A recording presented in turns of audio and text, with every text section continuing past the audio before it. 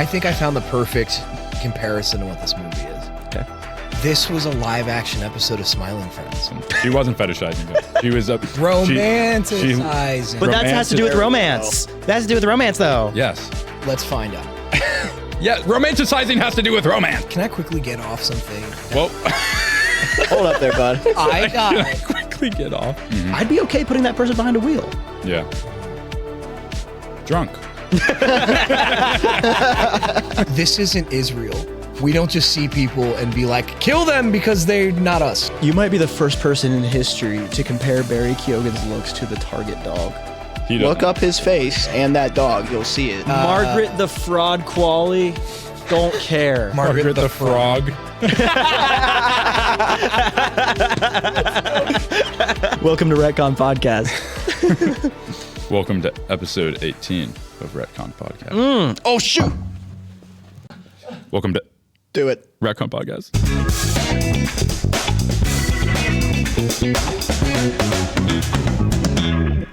Woo!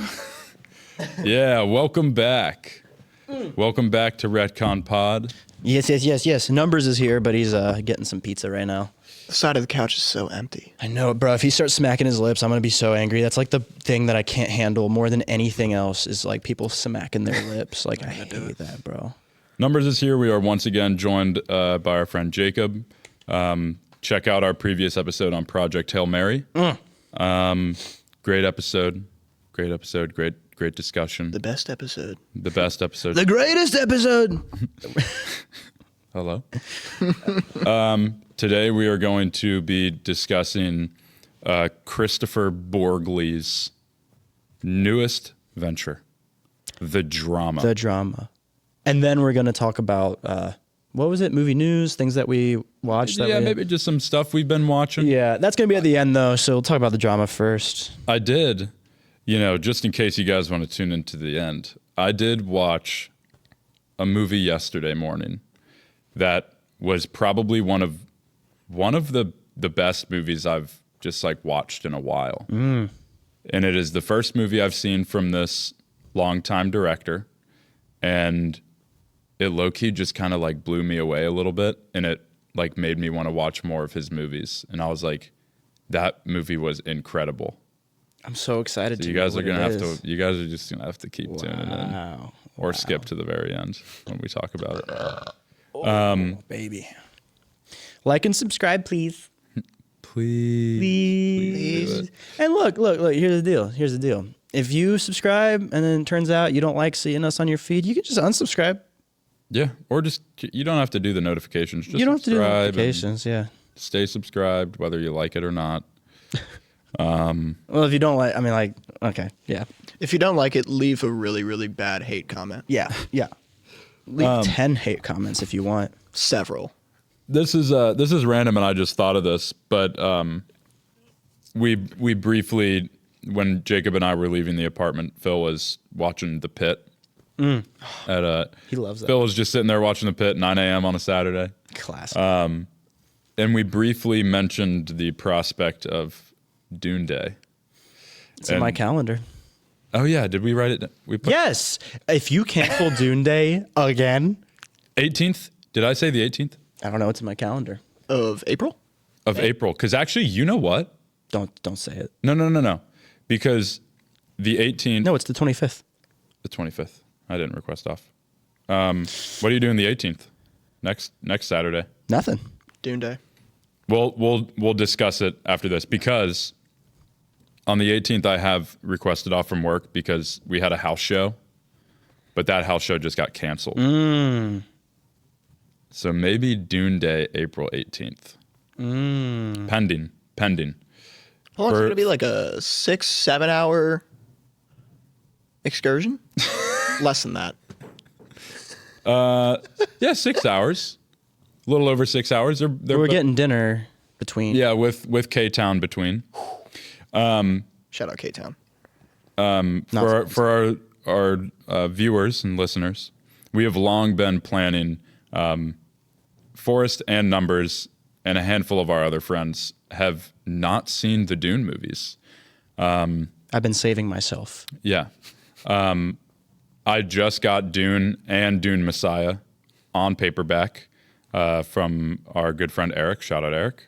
Shout out. And shout out Betsy, by the way. and shout out Betsy. Which I've been meaning to read Dune ever since Dune 2 came out. I was pretty like dismissive of the first Dune. I was foolish, okay?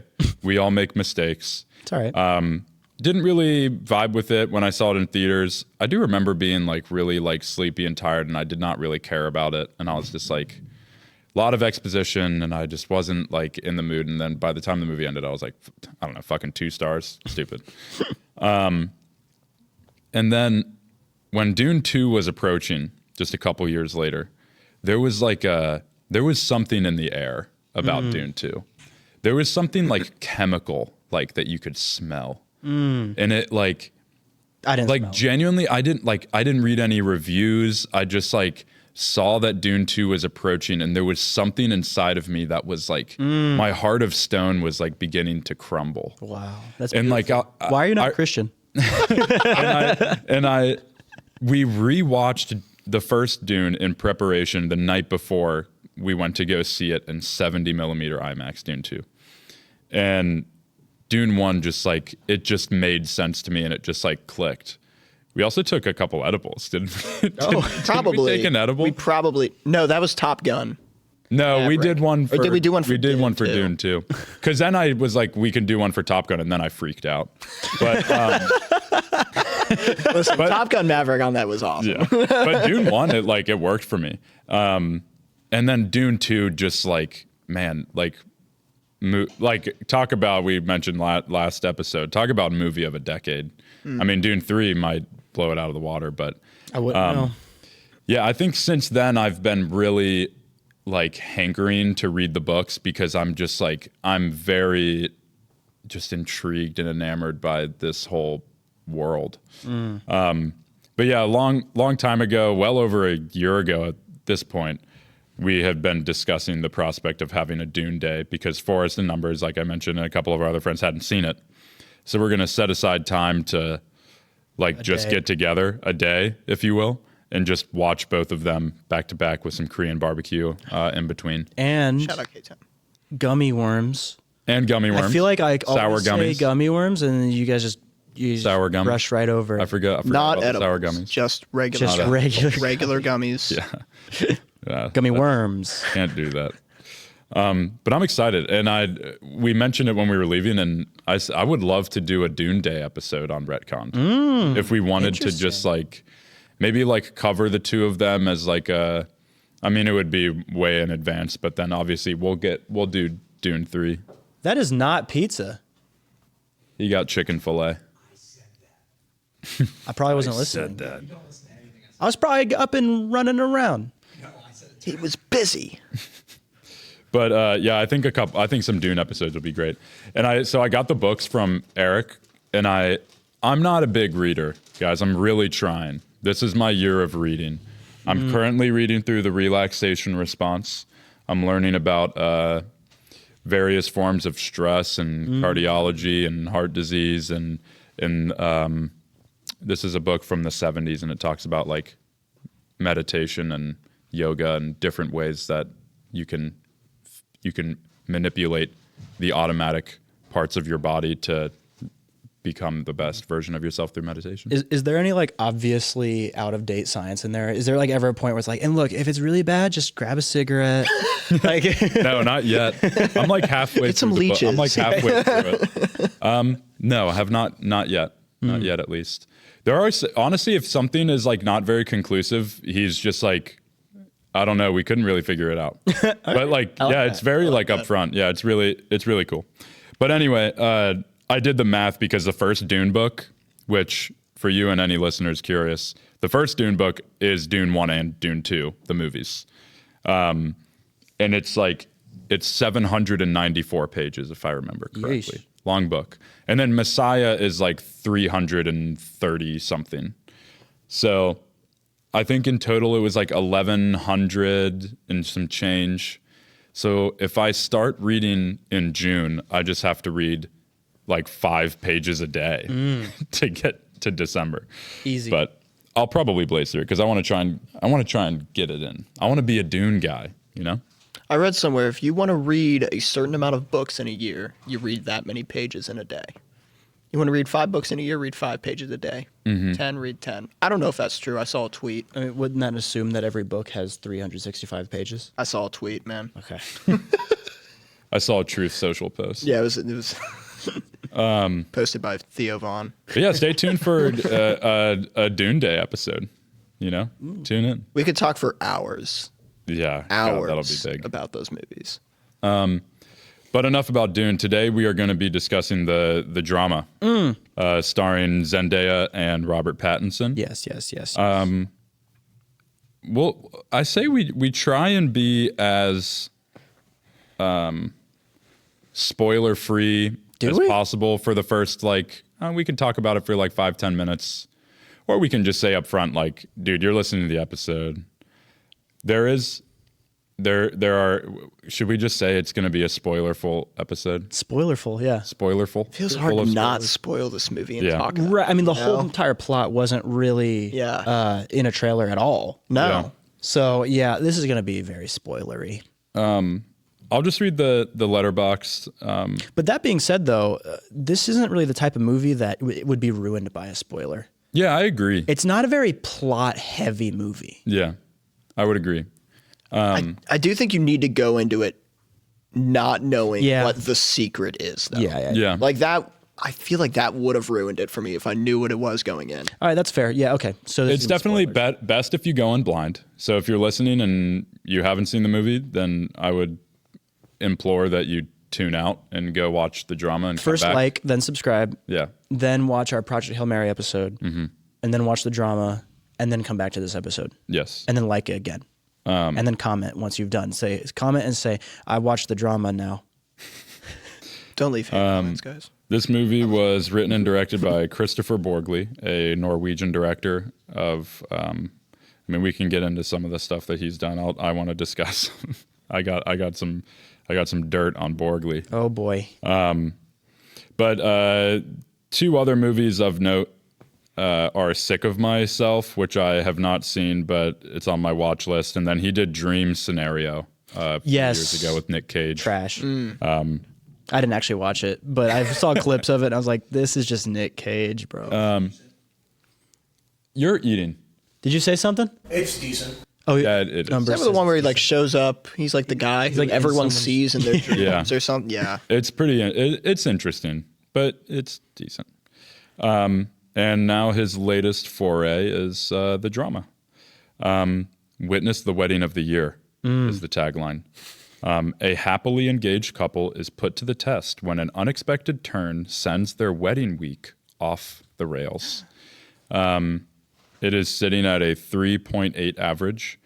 So on the show, we like to take a little peek at the average rating on Letterboxd, and we do a little thumbs up, thumbs down based off of our own personal ratings, whether we believe that it is deserving higher or lower of a 3.8 average. Yes. Thumbs, everybody.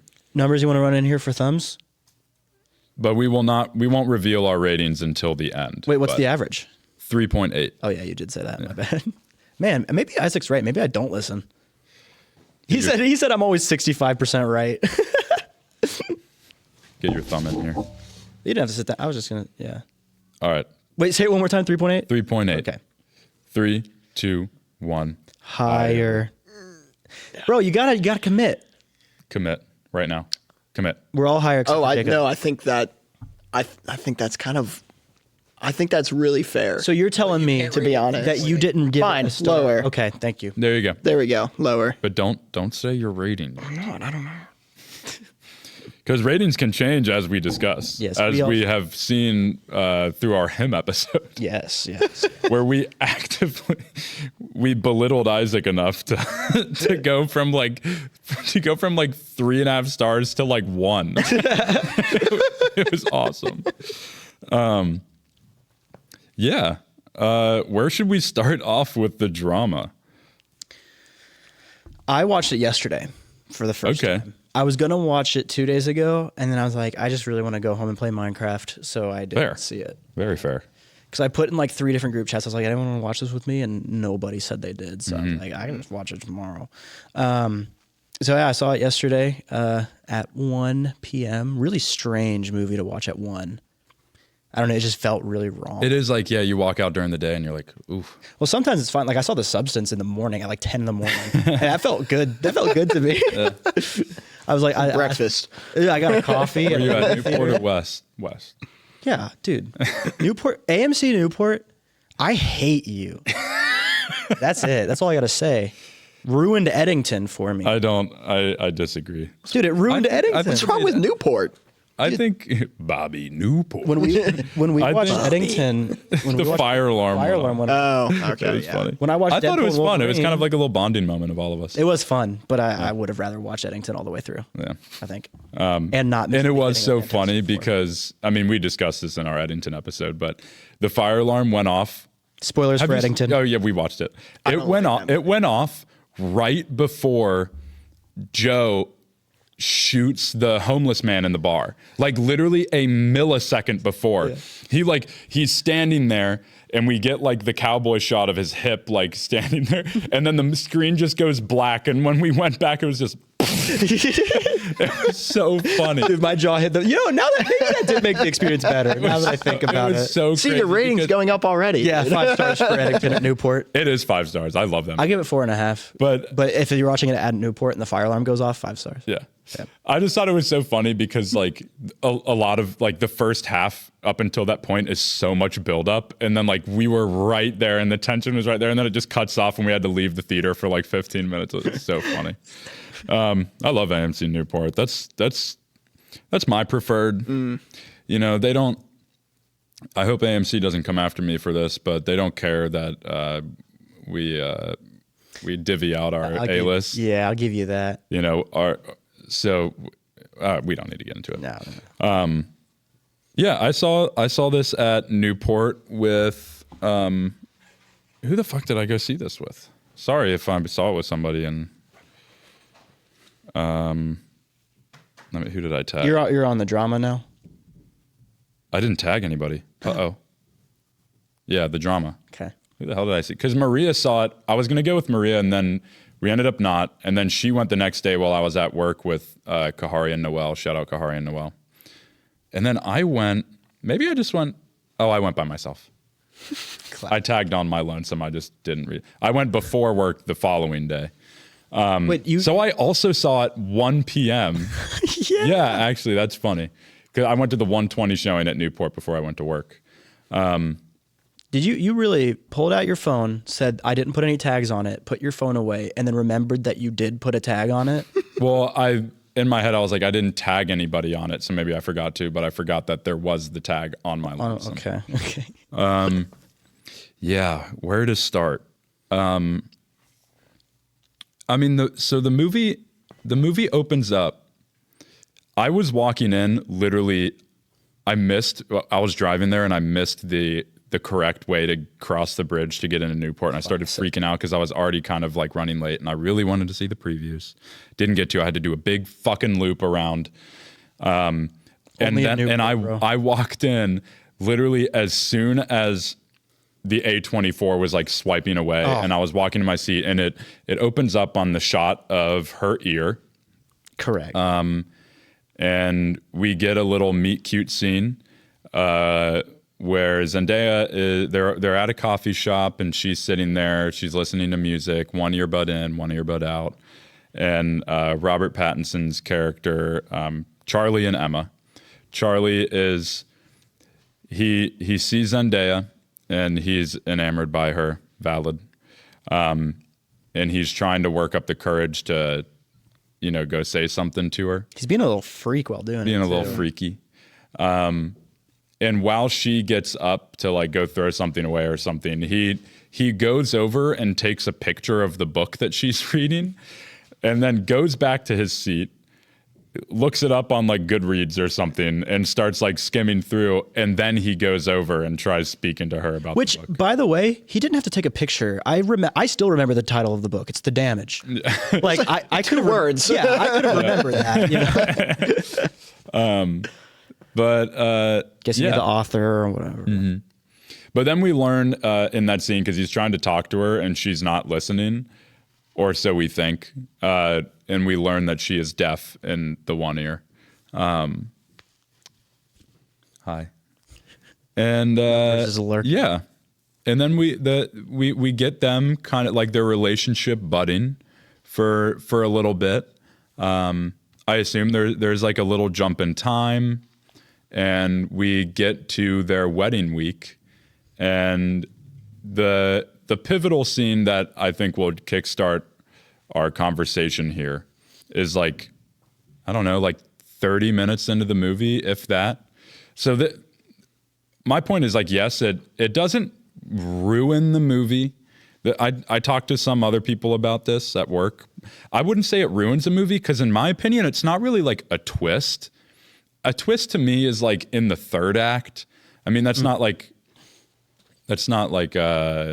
concrete, but like usually I feel like the twist is like you're really building up to something and then it really hits you and like changes everything that you thought. This is more of like the inciting incident of the movie that it makes everything else in the movie like move forward. So we get to this scene, and then we can discuss more about it. But the scene is they're at this like wine tasting. I think it was for the meal at the wedding. So it was the meal and wine. But Yeah. They just kept asking for more wine. Yeah. And so they're doing all these things to figure out, what the wedding is going to be like. And it's Emma and Charlie, and then Rachel and what was his name? I want to say his name was Max. No, it was Mike. Mike. I was about to say, I knew it was like a short name. Rachel is the maid of honor. Mike is the best man. They are also married, and they are Charlie's best friends. And they're friends with Emma, obviously as well, because they're getting married. But I think it's important to note that they are friends with Charlie first. Yes. So they're sitting around. They're tasting the different foods. They're giving thumbs up on like, yes, this is a good dish. This is a good wine. We'll take this for the wedding. They're drinking this wine, and the sommelier comes out and asks how they feel about it.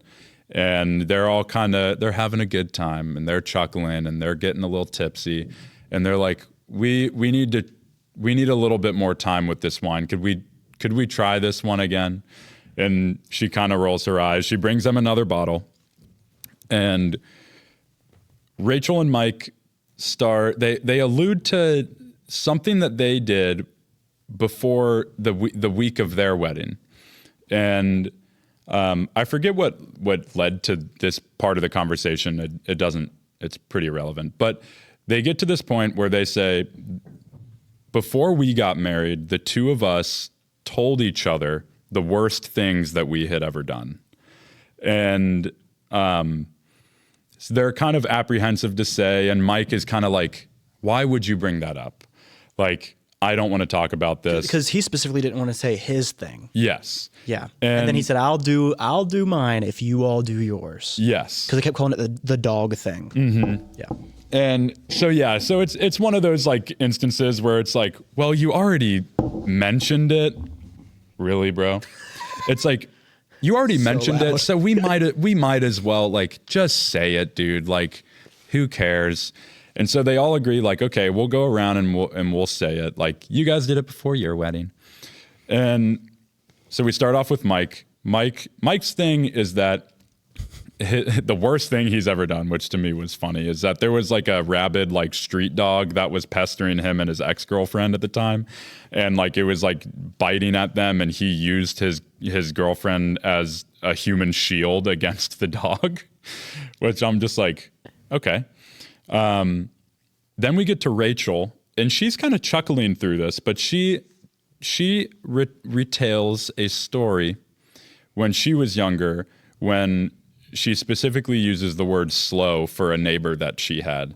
that they went on like a walk in the woods to this like abandoned house or something. She said it was all gross and dilapidated in there, and there was like it was like beer cans and just like a rundown, beaten, abandoned house in the middle of the woods. She also specifies that she did not like this child. Mm-hmm. Okay. Yes. And the worst thing that she had done is that there was like a closet in the house, and she like, I don't know, got freaked out. The kid was in the closet and she shut it and locked it. She told him to go into the closet. Okay. And then locked him in there. Yeah.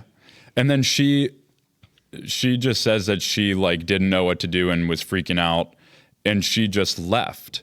And she just went back home without the kid, keeping him locked in the closet. And like the parents were asking where he was, and she wasn't saying anything.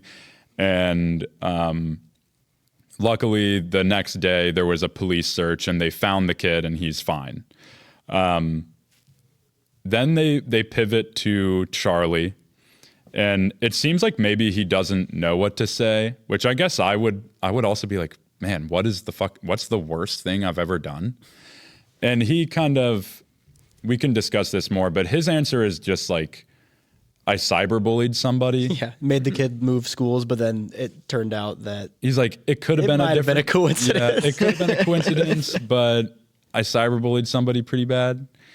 And then we get to Emma, and this is the quote unquote twist or the inciting incident of the movie, but she reveals that when she was in high school, she had planned out and almost went through with a school shooting at her school. I believe her words were, "I almost did a school shooting." Mm-hmm. Yeah. And then that's when she was explaining, yeah, I planned it. I like actually had planned. I brought a weapon to schools, which she said. Which she didn't share that much detail until Elena Haim, who is arguably my favorite character in the movie, I hate her. was like, what?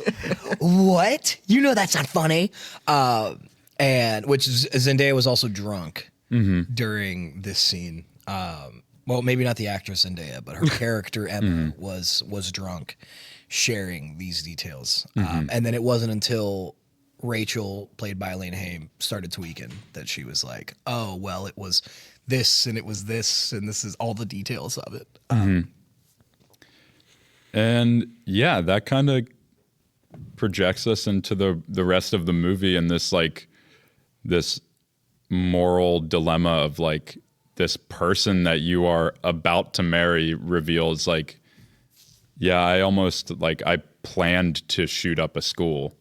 And the only reason that I don't want to say the only reason, but at least the reason that we're given in the movie that she didn't do it is in class, they talk about a school shooting that had just happened. And it kind of like throws her off a bit. And then their whole school has like a gun safety, gathering or something like that. It was like an assembly. Yeah, like an assembly at the school about like gun safety and like, you know, the I think it was safety. more about their emotional health after. Yeah, and emotional health. And we get a lot of really great scenes when she's younger in high school and she like breaks down crying to one of her classmates. And she then becomes like a really big advocate for like being anti-gun and like gun safety and whatnot. It's also revealed throughout all of this that she's deaf in one ear because she was practicing shooting, not because she was born with it. Which that's probably the most important thing in her and Charlie's relationship. Right. Like, that's the thing. That's the thing that throws him off at first. It's not until he talks to the other two that he starts to think differently about it. His whole thing from the dinner is he's just like, "What the fuck? You lied to me this whole time about why you're deaf." Right. Yeah, and it's not until he spends more time talking to Michael, was his name? Mike and Rachel that he's like, "Oh my God, I might be marrying a crazy person." Right. Yeah, it's not specifically that she did it, which obviously, or that she thought about doing it, which was bad. But yeah, you're absolutely right. She wasn't, it never, it's not that it never came up, it's that she intentionally misled him about it. So that, yeah, pretty big deal. Yeah. I want to say, Liam, even though I've seen this movie, just listening to you for like the past 5 minutes explain what happened, I was like, yeah. Like that was a great. You just told a great story. I was like, man, what happens next? You could have just reenacted. It was a nice little this for refresher. us. I didn't see it in a week. That was beautiful. What did you guys think was the secret? Because like I didn't know there was a secret. Well, when we got to that scene and then it started like with Mike and Rachel, like these are the worst things I've ever done. I was like, what are the worst things I've ever done? Because once we got to that point, when I started watching the movie, yeah, we should share. But I want to say that like when we started, us. Yeah.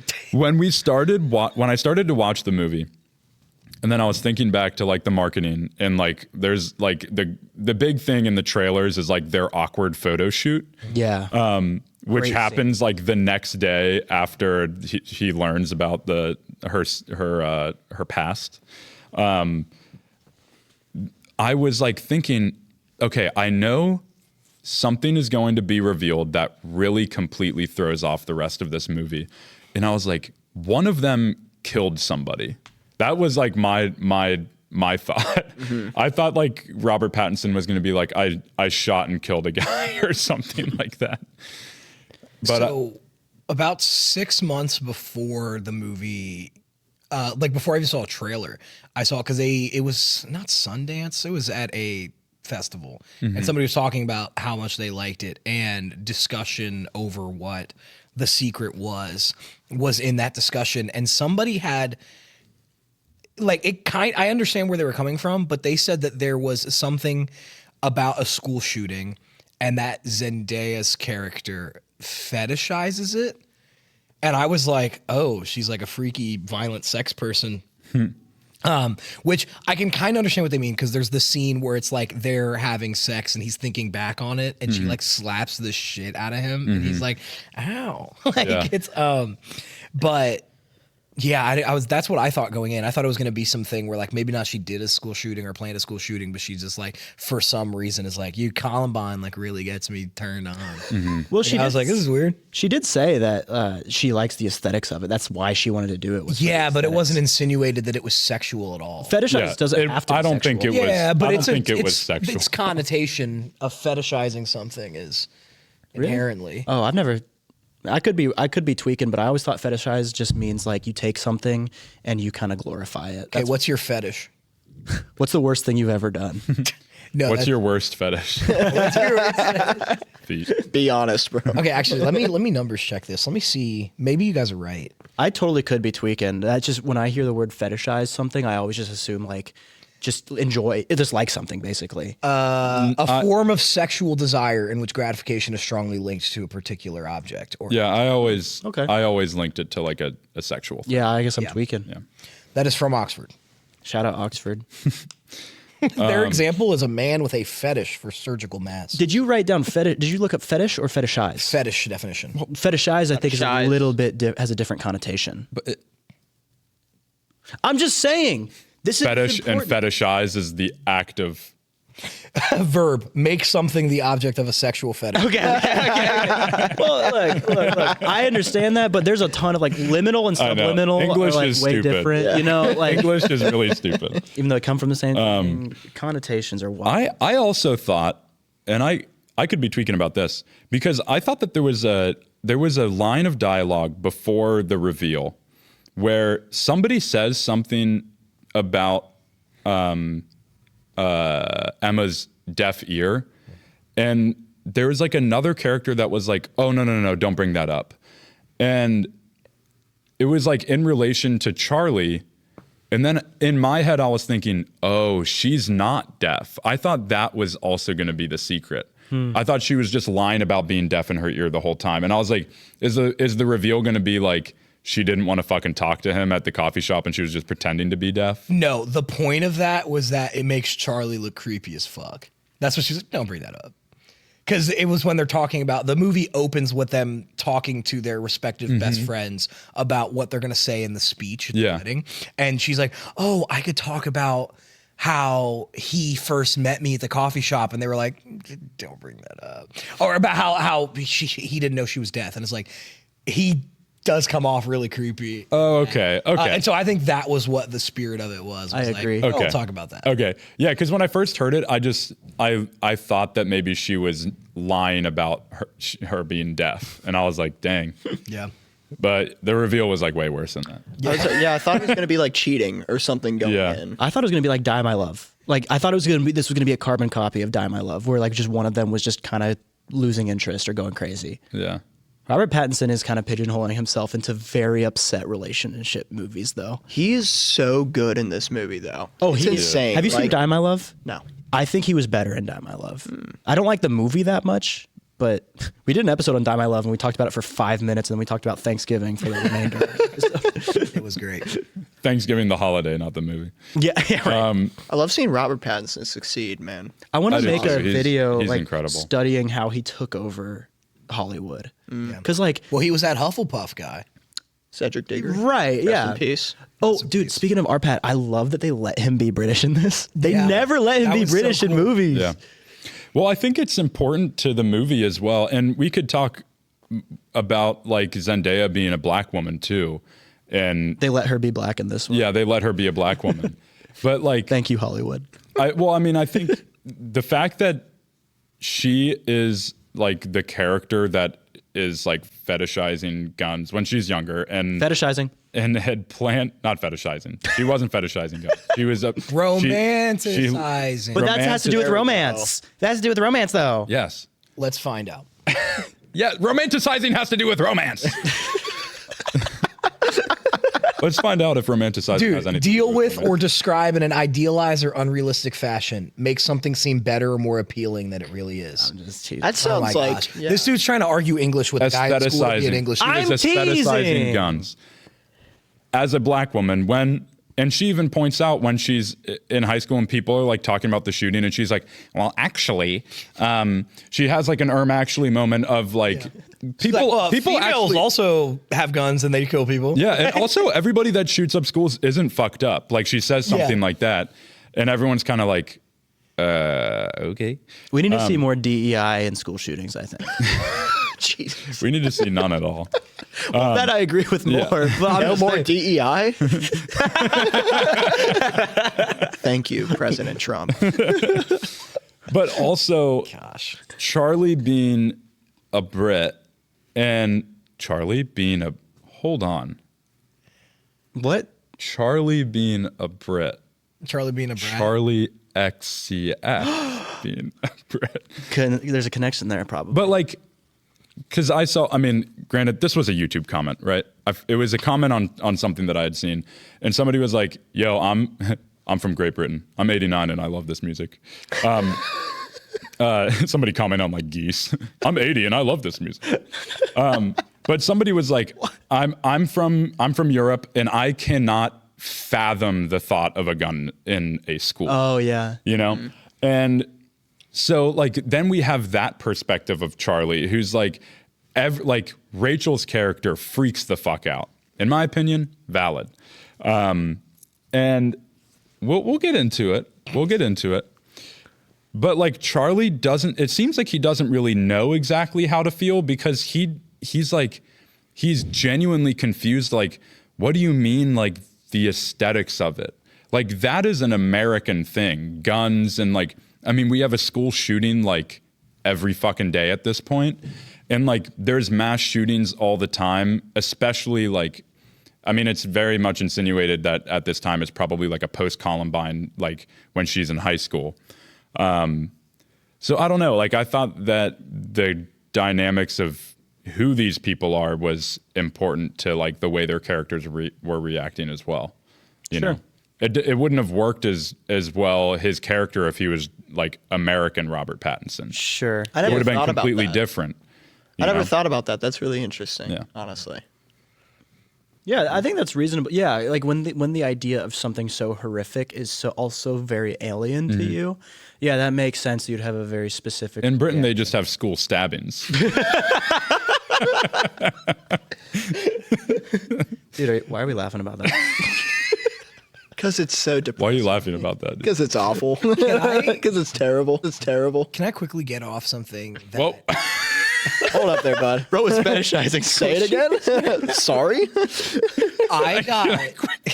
I got super upset like 3 minutes into the movie, and the people I watched it with were like, dude, chill the fuck out. But I was like so outraged at the fact that we're watching Robert Pattinson in his apartment that he presumably owns that has a spiral staircase inside of it.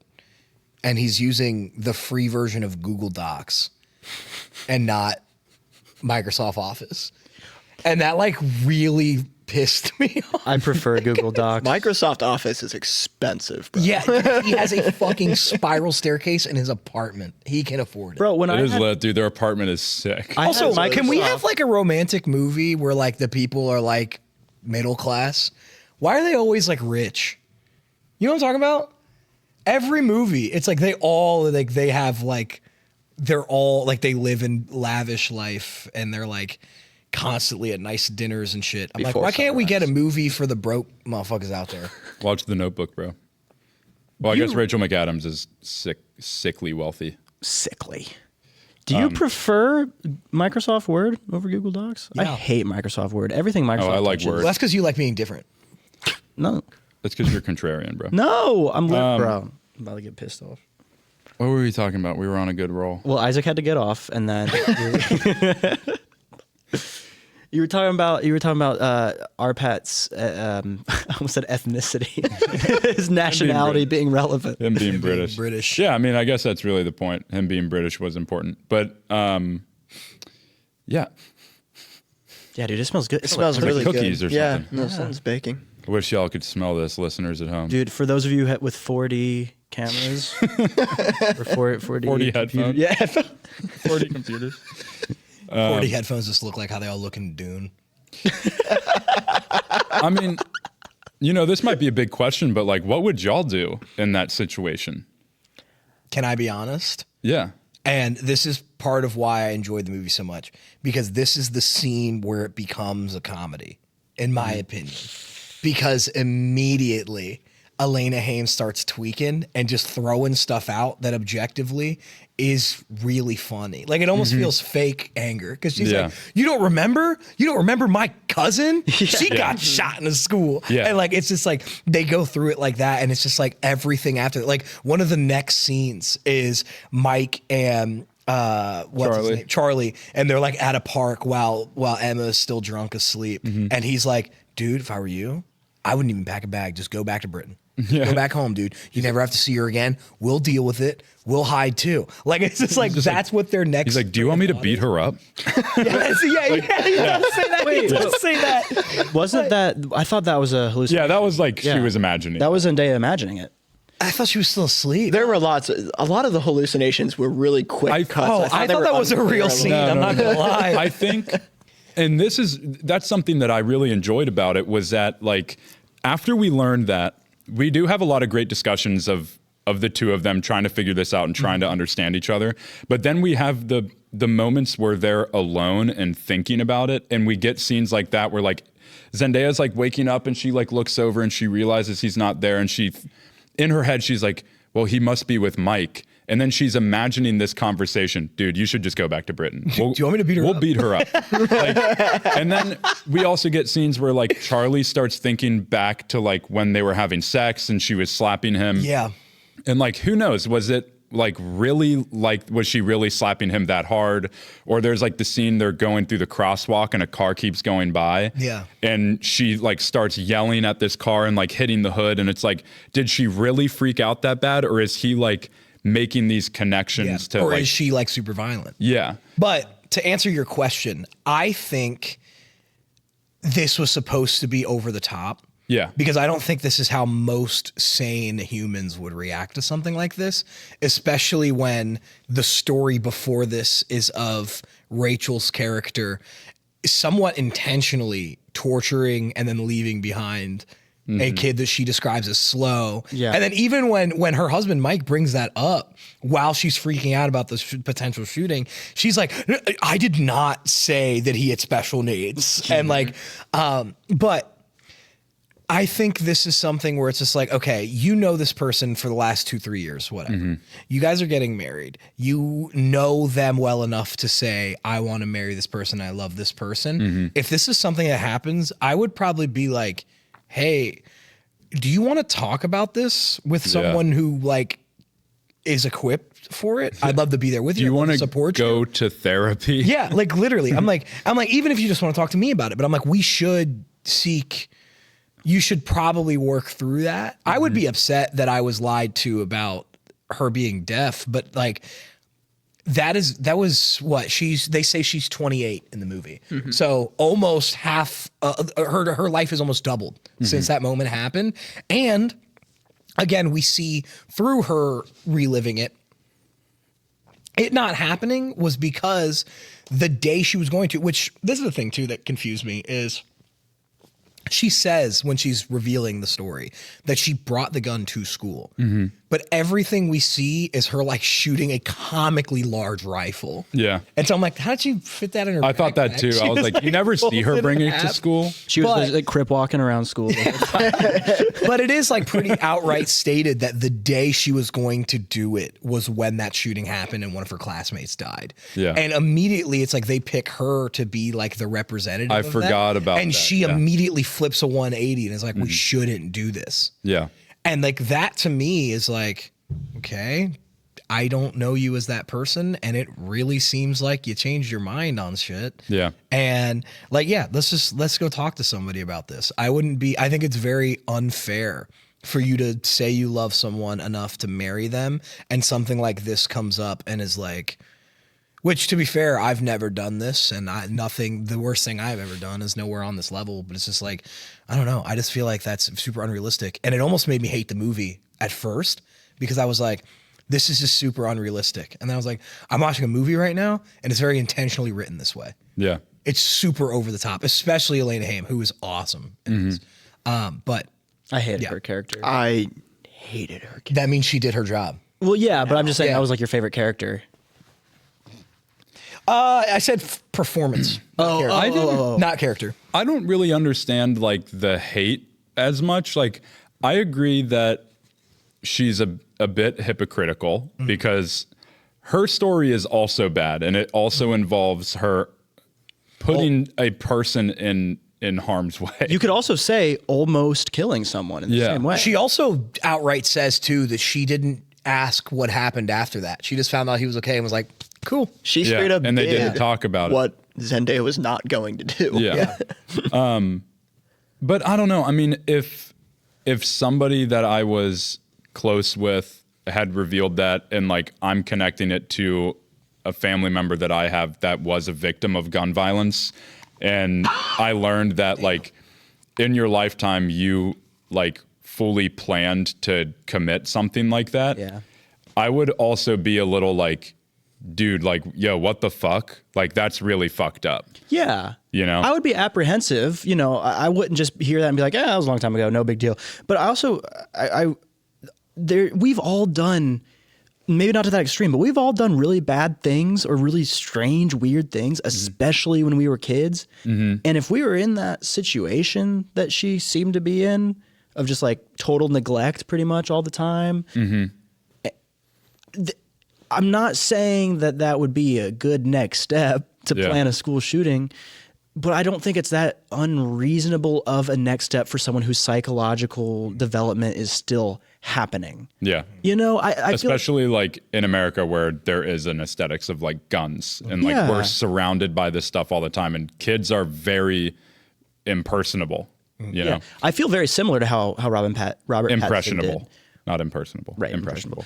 I feel similar to Arpat in this one because he seemed to be like, okay, on one hand, I'm going to defend her for this, but on the other hand, I myself am also still struggling with grasping this. I feel like I would have a similar reaction, but maybe not as hyperfixated as he was. Just in the way it's like, yeah, we need to have a conversation about this. I wouldn't consider calling off the wedding, but yeah, we need to talk about this. We need to figure this out. But also, if other people are talking about it, I'd be like, okay, it was a long time ago. She didn't do it. Clearly, there was a lot going on, and now she's an advocate against it. Yeah. You know? I feel the same way. It's kind of similar to like people who maybe killed someone on accident, like a drunk driving accident, and then they become huge advocates against drunk driving. I'd be okay putting that person behind a wheel. Yeah. Drunk. Go ahead, numbers. Sorry. Another thing that they don't do at all is that they like almost weaponize her struggle against her without asking at all why. They just hear it and start freaking out immediately. Robert Pattinson, Charlie does a couple times, but like specifically with Mike and Rachel, they're just like, you're horrible, you're terrible, you're this, you're that. This is what I've experienced. And nobody said, why did you want to do that? Because I think there's a lot of things that matter in that. You can go ahead. I see you waiting. But. Oh, I'm just moving my lips. You're Oh, good. Go I thought ahead. you were ready to jump. He's nibbling on Be some like, air. no, fuck. I'm Oh, valid. You're good. He's nibbling on your words and absorbing. I'm thinking a thought. But nobody asks like thought of because there's stories of people all over that it's just like I really didn't like one person and I was gonna go to school and shoot one person kind of thing. Like something like that happened in our state. Without going into too much details in case somebody happens to stumble across this, but like someone was upset with another person, came to school with the mindset of just doing that, told somebody, and they tried to stop him. One bullet was fired. No, nothing bad happened, but it was like that was it. There's also like they kind of painted it as if everyone at school is kind of just like, you're fat and you're black, we don't like you. And she had no friends, didn't get along anywhere, and that was why. Like she felt like as if the world was cruel to her and not just one person, or she also wasn't just some crazy kid that just like was like, I want to go hurt people kind of thing. It was a response. Yeah. And all of this stuff matters. It's like we especially in the United States, presumably New York, I'm assuming is where they're at. Boston, because he worked for Cambridge. Boston, you're right. This isn't Israel. We don't just see people and be like, kill them because they're not us. Like we, in the court of law and in just, again, being sane, we ask questions. Right, exactly. Yeah. It's just like you can form an opinion on a person based off of one thing. And that just kind of makes you a jerk. Like there's questions to be asked when it comes to this kind of subject. On anything, for that matter. If you do something that is negative towards other people, yeah, questions need to be asked. It's not just form an opinion immediately, depending on what it is. It's different if she actually did. See, and that's Like- where it gets philosophical, though. Yeah. Because the only thing between her doing it and not doing it was one outside event. That was the only thing. So if that was really the only thing and she did end up doing it and then she realized that it was a mistake and changed, well, did she really change at that point? That's where it gets really interesting to me, because it's like, But how You know what I interesting mean? is it for you and I specifically, God-fearing men? what do you mean? Because we see all the time where one thing changes. And it just it prevents something from happening, or like your I plans see. get altered. I like I'm not going to go into see, yeah. detail, but there's events in my life that it's just like, that's kind of crazy, and I do or don't do something because of it, and it's like that shit happens all the time. Sure. Yeah, that's a good point. Yeah, I suppose as a God-fearing man, that does kind of change things a little bit. Yeah. Yeah, where it's like kind of divine intervention. Yeah, divine intervention is like a real Yeah. thing to us. Like, Pulp Fiction. Thank you, God. Bumped the yeah. mic. Thank you. Sorry to completely veer away from the topic of the movie. That was answering your that's- question, but that is my take on it. That's It's just pertinent. That makes yeah, sense. Talk to people. Yeah. Love people. Talk to people. Yeah, I'm in the same boat where I would have just been like, it's like I love this person and like, yeah, this thing is bad, but I'm not going to let this derail. Like, this is something that we need to talk about. And it's not necessarily something that we just figure out ourselves. It's like, yo, let's go seek help for this. If you still have things that you need to like dig up and like talk about and discover about yourself, if that's going to help this, like, yeah. Yeah. I think also what I really did enjoy, especially that the whole wedding scene was really, really good. It was so tight, and it was like so, because I also feel like it did a really good job of, like Zendaya, I was very, very, I trusted her. I didn't think she was like a psychopath or anything like some people do, but there was still that little part of me that during the wedding scene, I was like, is something gonna break out? Like, is there gonna be people like gonna die? Is there gonna be like a bloodbath at the end of I this thought movie? she brought a gun to the wedding. I totally thought there was gonna be some. Well, like, they also like almost kind of indirectly tell you that. yeah, I thought there was a chance of there being some like Quentin Tarantino-esque like bloodbath at the end of that. I'm glad it didn't end that way, but I do think it did a really good job of making you understand that her character is not a psychopath, but also like she might be, you know? yeah. I also think, like, honestly, for every character, and this kind of ties into me, and I know you said you enjoyed Alana Haim's character, Rachel, but like everybody, I feel like I really understood each character pretty well. And I like the way that every person reacted, whether I agreed with their reaction or not, I completely understood why they reacted the way they did. And I don't know. I think that like, I don't know. I just like that made the movie better, I guess. I don't know. It like, there was just like a lot of grayness. I don't know. I was going somewhere with that and I forget. It's okay. But I don't know. I understood like the way people reacted to it. I think the reason I didn't like Alana Haim's character is because like that's the opposite of how I would react if someone told me something like that. Because like, I'm not saying I'm more empathetic than everyone else, but like that's not. Like, that I would have not, empathy. yeah, no, that wouldn't be in my nature to be like, what the fuck, dude? Like, fuck you. Yeah. Like, I do think her just kind of being that really over the top, kind of just like, yeah, no, you are more or less like a bad person. Like I said, I liked her. I thought her performance was great. Hated her character. I hated her. Yeah, that's a good point. I mean, like when they were asking that question of like, what's the worst thing you've ever done? I was in my head like, what is the worst thing I've ever done? And I think I have an answer. I'm not going to say it on this podcast. Subscribe to our Patreon. I'm just kidding. But I will actually tell you guys after this if you want. But mine is also like not an almost, but it was like a kind of like a fantasy, I guess, like a hypothetical that I was running in my mind. And I've actually told Phil this because he asked me, what is the worst sin you've ever done? And Such a Phil. I know. And so What's your worst sin? but like my thing is if my fantasy or if I like almost did something like that, I would want to feel safe. Like I would feel safe telling Jacob. I'd be like, this is a long time ago. I regret it. This is like what happened, you know? And then I would not consider someone a friend whose first gut reaction is like, that's crazy. You're crazy. You know? So I agree with you, Jacob. And I do like how they made that point. I think you said it earlier. Like those were, fuck his name, Charlie. Those were Charlie's friends that she just kind of like, and I think she made a point of that in her wedding speech. She did. She was like, you had "When to I have was your, asked." like your maid of honor had to be your husband's best friend's wife. And yeah, no, I agree. I don't. Yeah. Yeah, she does kind of suck. I think there are. I mean, but I still like her character. Yeah.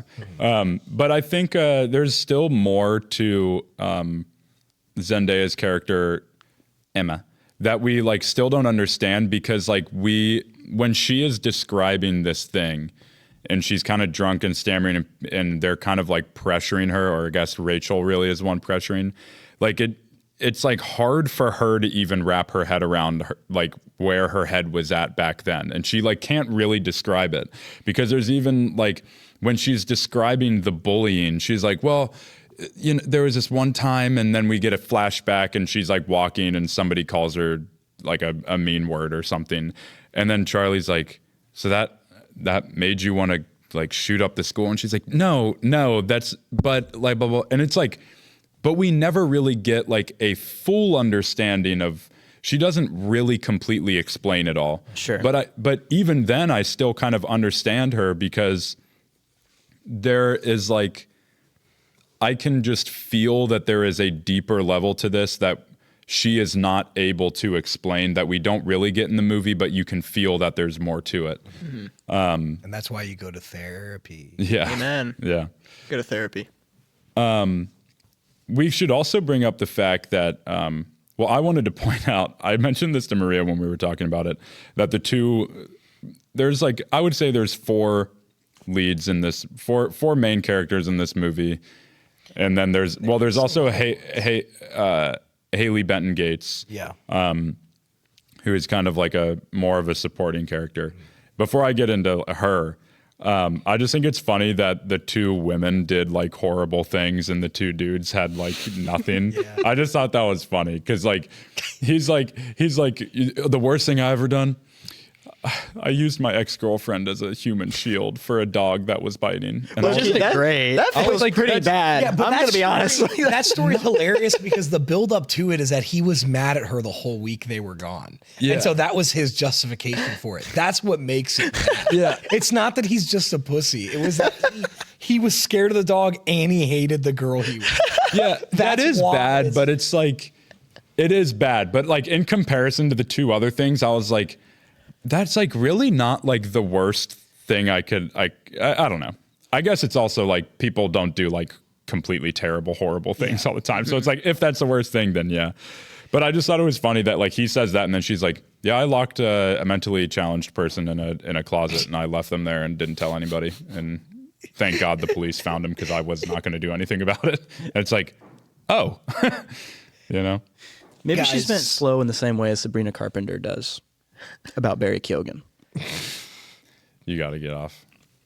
You got to get off. Looks like the Target dog. That's what I've been thinking about. Yeah. That's what his face kind of looks like. One of those little terriers. Yeah, that's what they are. The Boston Terrier.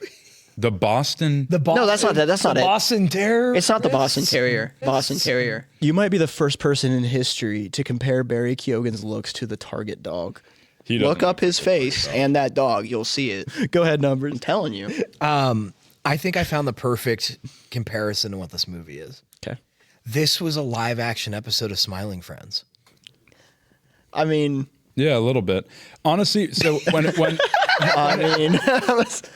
No, How? like it literally like down to like the way that characters speak about shit. Like again, the way that Rachel elevates every point she has to say, oh, well, you didn't even think about this, or you didn't even think about that, or thinking about like Blake in the wedding. He's like, dude, did you sexually harass Misha at work?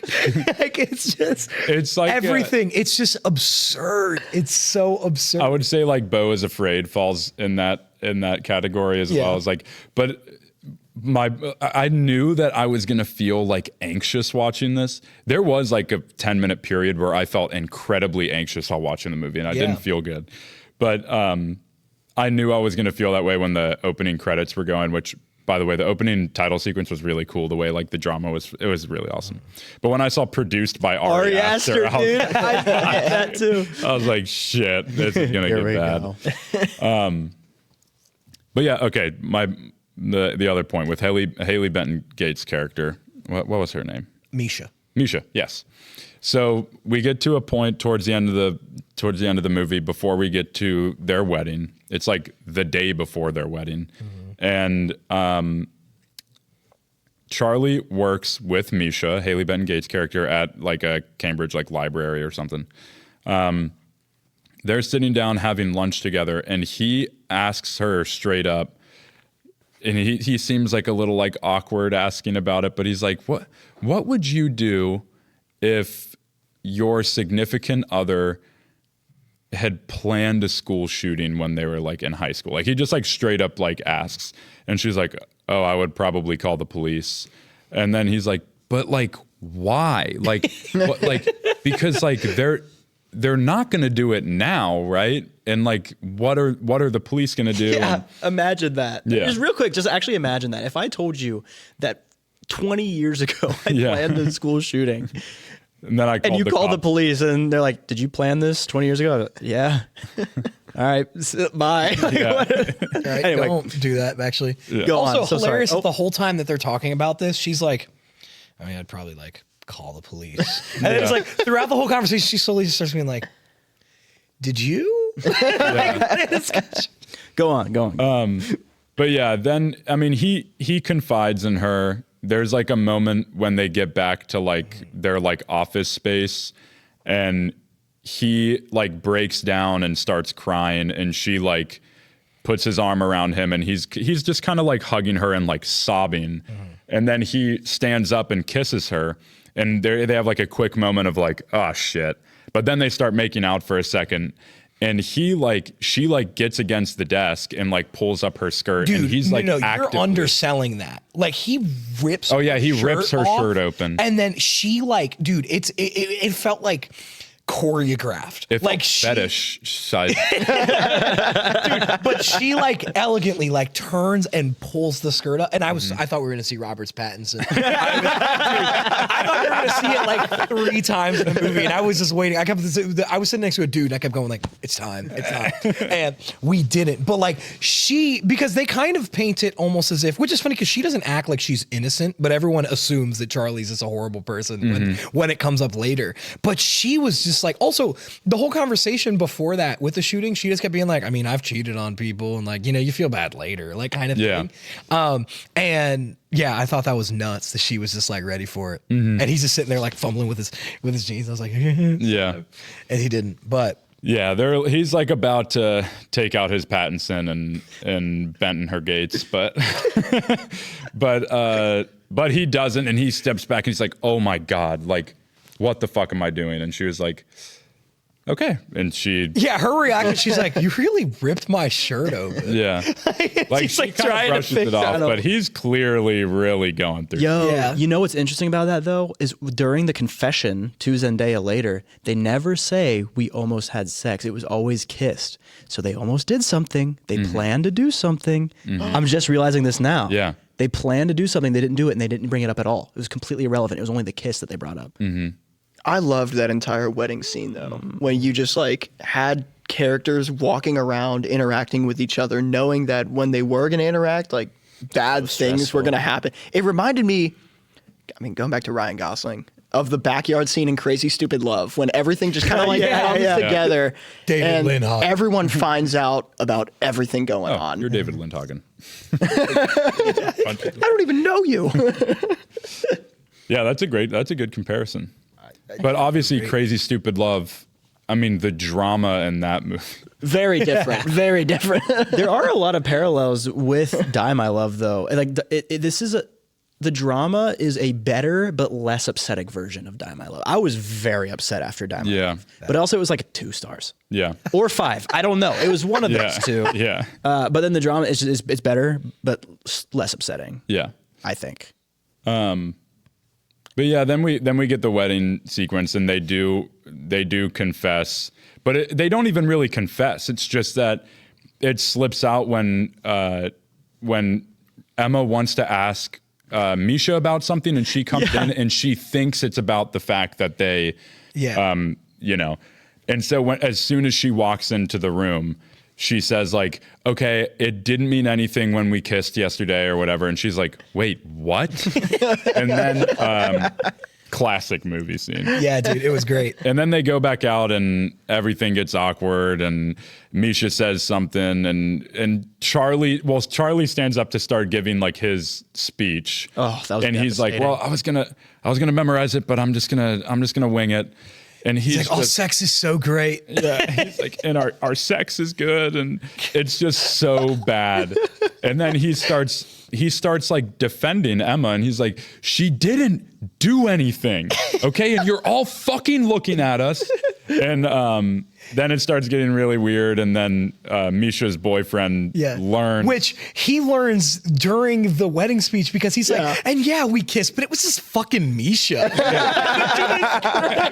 Dude, and then they start arguing off screen. You could just hear them in the background like, wait, did you? Did you sexually harass Misha? Dude, that I was cackling in the theater when they showed that, because they don't show it happen in the moment. They show it later. The moment. And like the moment. That's the second time it's been said. The drama mentioned. The drama mentioned. But dude, it really smells like cookies. It smells so good. It's Phil's grandma. Which, that's what I'll say. The biggest strength of this movie for me is the script. I thought that it was excellent. I love that so much. And the performances, they all really, really worked with that script well. There's probably more elegant points to that, but I just really loved the writing here. Because again, it just seems like everyone was intentionally cut out to seem like, even with Charlie, when he like tries to fuck Misha at work, like it after the reveal, they kind of just do a lot to make Emma seem like she's like the most sane person of the four main characters, and everyone else is fucking, well, Mike is the least. Dude, crazy. I love Mike. Mike is just so chill. He's like, why don't we all just like chill the fuck out and like talk about this? But yeah, dude, the entire rest of the runtime until the very end is Robert Pattinson's character just being fucking insane. Like, he puts his hands on that girl's wheelchair. And he's like, Emma's a great person. It's just like, what the fuck is happening? No, you're good. Okay. Thank you. I just don't want to cut you off. No, you're good. I'm dominating this, so I apologize. Dominating. Fetishizing it? Fetishizing it. I'm fetishizing this podcast. Dang it! Now Fetishizing about you dominating it. So we're talking about it and we're laughing a lot. And you said earlier that it's like that was the moment where it switched to a comedy, and there were funny parts. And I don't think you meant literally that it turned into a comedy, right? No. Okay. But dude, my theater was making me so upset because there were like really upsetting parts that would happen that my like jaw would hit the floor. And then there was this dude probably 5 seats down from me who kept going every single time. And I was so mad. I was so upset with this dude. Like, the most upsetting thing known to man would happen. The guy that fell asleep 5 minutes into the machine. Literally. Oh yeah. There's a guy snoring behind Forrest tonight. Bro, but real life though, that was hilarious. But the funniest part of that whole movie, of the drama, I think, was when they were getting their photos taken, and she's like, "I'm gonna shoot your dad. We're gonna shoot your mom. Then we're gonna shoot your mom and dad together. And then when your grandparent, we're gonna shoot your grandparent." And then he was like, Emma, we're gonna have you. We're gonna take a shot of you shooting his parents. But dude, the scene went on. It probably was like 20 seconds of dialogue. It felt like 40 minutes of her. Hilarious. But it was so good. But it just like, I felt in their seats, them like I was so uncomfortable at but like it was hilarious. Bro. I was just like, dude, I don't know how I would react if that was the next time you see people after learning that. Bro, and that was the only time that dude next to me wasn't laughing. That's a good point though. Okay, because like in my Letterboxd review, I said something like, there are just things that are talked about in this movie that I don't really like seeing. I really, really like this movie, and I really liked it, but something about like a school shooting being such a massive plot point in a movie with two massive actors and them almost sometimes making it into a comedy, that like did not sit right with me a lot of the time. I think that was like my main issue with the movie. And that's completely subjective. That has nothing to do with the filmmaking or anything like that. I don't like seeing that topic turned into something that people can laugh about. But the movie was great. The movie was great. That's reasonable. I think a lot of the times when they were joking, or like when there was a part that was funny, it was the joke itself wasn't the school shooting. It wasn't about the shooting. Like using the camera thing, for example. Yeah. Like the joke there was, and it was dark because they were saying these things, but the joke was that what's on their mind right now is, of course, something else. But I totally understand that when you got to tread lightly when you're getting close to that. That might just be too woke, but that's personal preference of mine. There were points in that movie where it was like, I don't know if I want to be like turning this into a awkward situation. Yeah, that's reasonable. I forget who I was talking to, so they're probably not watching this, but I was talking to somebody and they mentioned the whole, the big part of this movie is gun violence and how like Zendaya and Robert Pattinson and all of the marketing, there's not like a peep about gun violence at all, even though that is like the main portion of this movie.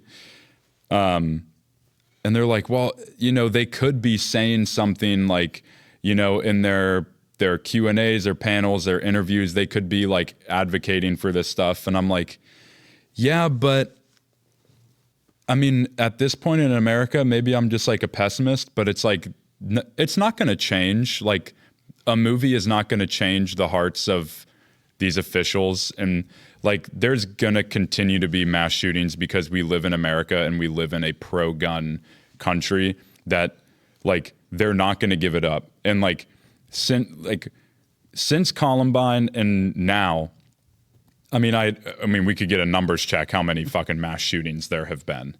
And it's like, America is so desensitized to shootings like every day, every week, that it's like, for me personally, I don't want to say that I don't care. It's just like, I didn't really need the movie to be like, hey, this stuff is really bad. And like, I didn't need them to turn away from it because it is so ingrained in American culture at this point that it was like, there can be a movie about it that is almost poking the bear a little bit. And that's why, like, in my review on Letterboxd, all I said was welcome back 1970s American cinema, because as soon as the movie ended, it just like the whole thing really reminded me of like the American New Wave from like the late 60s until like Jaws came out. And there were a ton of movies that were just about very like gross and like seedy underbelly, like controversial like topics and people, almost like something like The Believer. You know, I can't speak on it, but it could be a movie that could tie into like these types of movies that were starting to be made in America, where it was like about really horrible things that they were just like showing and talking about that, I don't know. And the drama just kind of reminded me of that because it wasn't turning away from it. And it felt like this whole movie, other than like maybe the Ari Aster-ness of it all and like the anxiety inducing bits and the pieces that make it feel modern, felt like something from 70s America and like what a 70s filmmaker would have done. Do you guys want these stats? Is it depressing? It's depressing. Just on a scale from 1 to 10, how depressing is it? And we can just make assumptions from that. Do you want the number? Yeah. It's been 511. Since Columbine? No, since all time in America. Since 1966. Since Columbine. I mean, that's still not good. Yeah, the most 2018 had 24 different shootings. We've only had 2 in 2026. We've only had 2. Man, this is freaking... We're good. We're good. We're doing great. These are fucked up. Those numbers are going up. Down. This is a fact. Flip. More mass shootings have taken place in workplaces than schools. Wow. Which makes sense. Yeah. I think. They typically take place, 60 of them have happened at 10 a.m. That's This really website weird. is Go kind anywhere at of 10 a.m., nuts. That's a scary. I don't like it's to know kind of- what like the time distribution is on it. That's freaking Yeah, this me is out a little really bit. crazy, like this is just such like a friendly website with all of this horrible information. It's like its user base is pretty nice. To your point, Liam, really like, nice UI. I think that is an interesting point of like, yeah, nothing's going to change.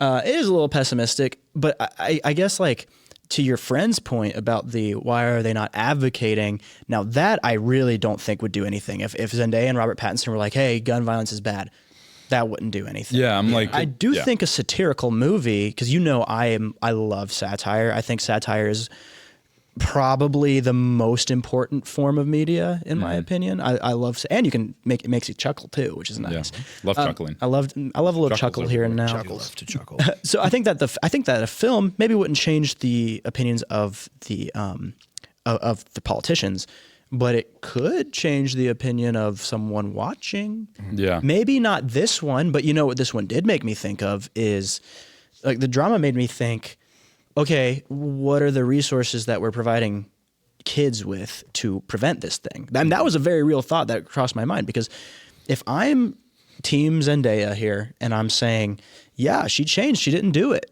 which is kind of where I lean, then the question, of course, back to if the only difference is her being prevented somehow. And also, Robert Pattinson said how many other people thought about it and didn't do it. What are the resources that we're providing to people should therapy be provided under health insurance type of thing? You know, like that is the type of thing that I was thinking about. Politician, maybe not, but guess what? I got an email address and I can email my politicians.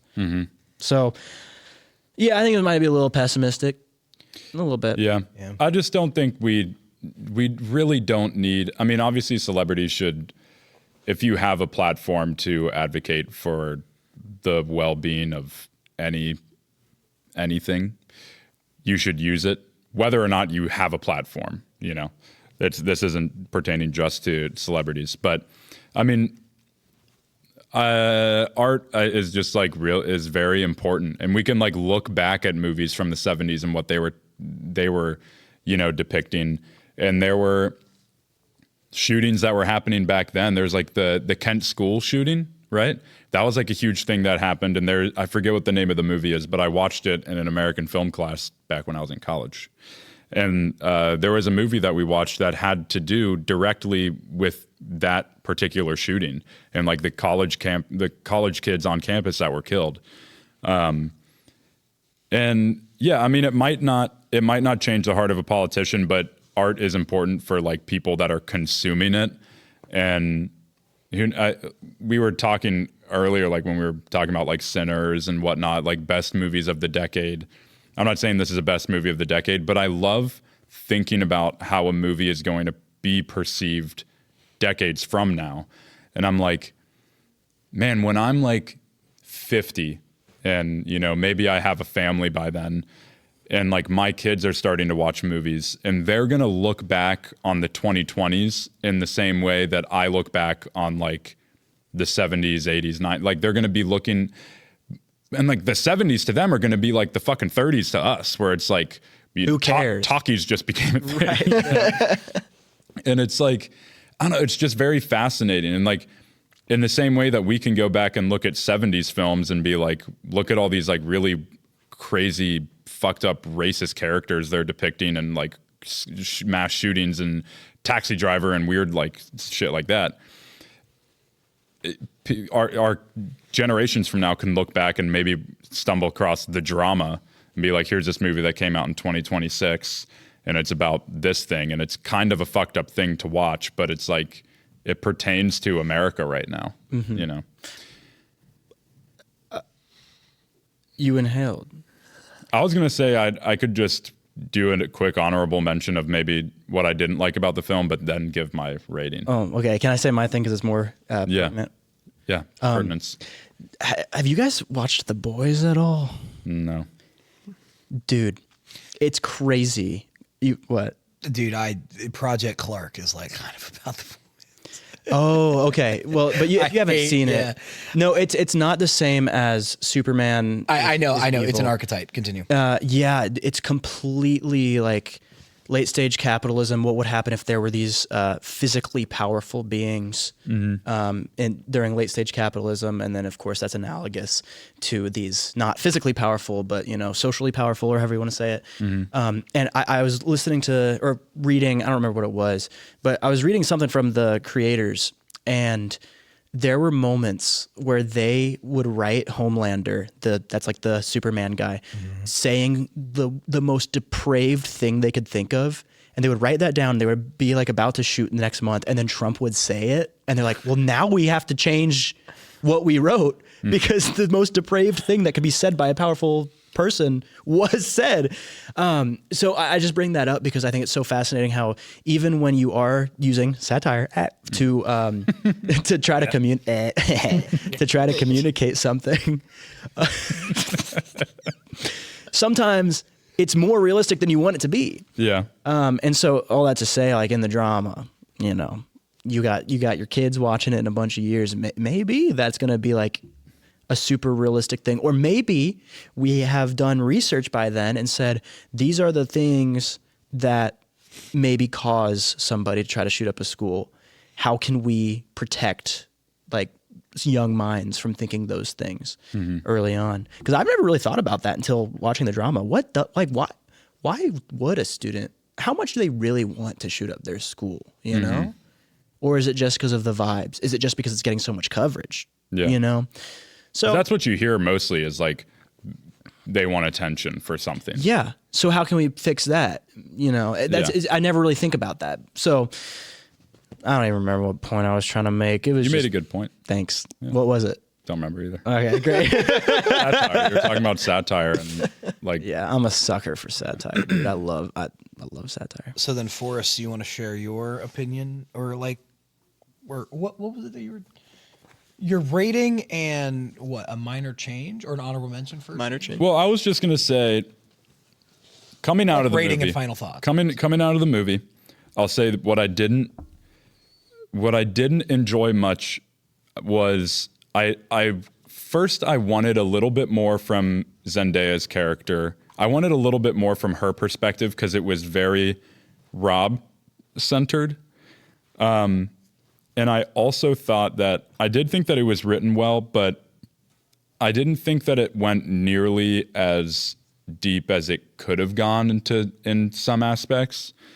And I think there were pieces of like this that I think could have been explored more. And it reminded me a bit of Dream Scenario in the sense that it's like, hey, I got a really interesting idea. What if they're about to get married and then she says that she wanted to shoot up a school one time. Wouldn't that be crazy? And then it kind of felt like that was the whole movie and it didn't like really explore much beyond that. But I will say, I think after discussing it, perhaps I took some things for granted. And I think the movie is a lot more like complex and layered than how I felt immediately leaving the theater. And I think after like sitting with it more, there are more layers to this that you can dig into. And it might not be incredibly apparent on screen, but I think as it sits with you, it kind of, if you let it digs a little bit deeper. And I don't think maybe I don't need as much from Zendaya's character. Maybe I'm fine with it being more centered on Charlie and his like grappling of this idea. So I think I'm at how I feel in the moment.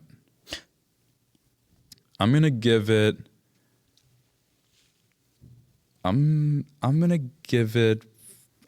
4 stars and a heart. I was thinking 4.5. I was gonna say 4.5 and a heart.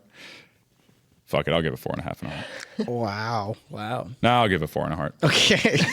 Maybe if I rewatch it again though, and I feel this discussion as I'm rewatching it and picking up on more things, maybe that could go higher. But I can't imagine me like disliking it more because I think it is like a very, very interesting movie. And it does bring about like really great discussions, not just with your like significant other, but like with your friends and your peers. Is it my turn? You guys looked at me. No, numbers. I want numbers next. Okay. First and foremost, we haven't like directly said it. If you guys, the 13 people that will watch this, if you guys are going through something, anything, go like it's okay to get help. It is. And that's probably what I would have changed about this movie is I would have given more time to Zendaya's character to fully explain what was going through her mind fully as a child. And I 4 would have stars and a heart. A single character, just one, be like, we should get you someone to talk about this because clearly this is something you bottled up for years because you were ashamed. Like you should talk to somebody about this. And that's the one thing I would change about like what you guys are saying, like what kids can look at this and gather from it without them in the media directly being like gun violence bad. Is this could have been a, hey, talk to people, get some help kind of movie. Also, last thing, my good friend Rachel, who probably will never see this, said that this movie was boring. And that's crazy to me. Rachel's so everybody, if Rachel comments under this, make fun of her, bully her. Shout out Rachel. But make her family relocate. I'm kidding. We should be But- kind to one another. I gave it 4 stars, no heart. Because this was not a fun watch. this was like my review was that I have no fingernails left, and I don't. I was chewing them. Bro hit the microphone of Frozen. Frozen. Frozone. How did that happen? I didn't even see you touch it. I was pantomiming, and I went on Okay. accident. I thought you were just your energy was so palpable that it just moved the. Facts. My strong You didn't know breath. him. What'd you think? Is it my turn? Cool. Oh, is it my turn? Cool. And this is exciting for me because I'm looking at your Letterboxd review right now. No stars. Oh, is it my turn? Jacob only does yeah. no stars or 5 in heart. That's a my Letterboxd That's not true. rating system is completely vibes. That's not true at all. I will give most of my movies just hearts, or if I really, really liked them, I'll give them 5 or 4.5, sometimes 4. At the beginning of this episode, I put my thumb down because if I had to give it gosh, well, now the discussion is making me think. That's what it's supposed to I do. was about to say maybe. I think like 3.9 is a good sweet So spot for 4. me. No, not 4. Not 4. 3.9. 9 is closer than yeah, than no, 3.5. 3.5. 3.9 and a heart. All right. Isaac, thanks for liking my review. You're welcome. He just did. Yeah, no. So kind of like what my kind of original point about my issues with this movie. I don't think it really dove into the satirical part as much as maybe some people thought it did. No, I agree. I Or- was just using satire as a note. Yeah, and it also, Yeah. but it also was like, didn't go as serious as it could have been. So I felt like it was trying to like walk a line and not commit to being something that is trying to be a satire and making a statement versus just like giving us an entertaining movie. And that was kind of my whole main issue with it. It's just I don't feel like the topics that they had is very, very, very heavy. And I don't know if they did a great, like I didn't want it to be preachy by any means. I thought it would have been worse if it was preachy. Oh, yeah. But yeah, no, I think Zendaya's character should have been given a bit more of a POV and kind of seeing things from like her angle. But yeah, no, I just thought with the topics that it was dealing with, it could have done a lot more with like its story and themes. But I just thought the performances and the script were just so good and so tight that I was just like entertained the entire time. It might be my favorite Zendaya performance too. I think she was awesome in it, and I love Dune Part 2. Yeah. I think it's this or Challengers are my favorite performances of first. Challengers Day soon. Challengers Day. Pattinson, as always, incredible. You guys really need to watch Die My Love. Even though it's a 2-star, it is so Even though it's a upsetting. 2-star. it's Or a 5-star. 5-star. Or a 5-star. It could be. I really don't know.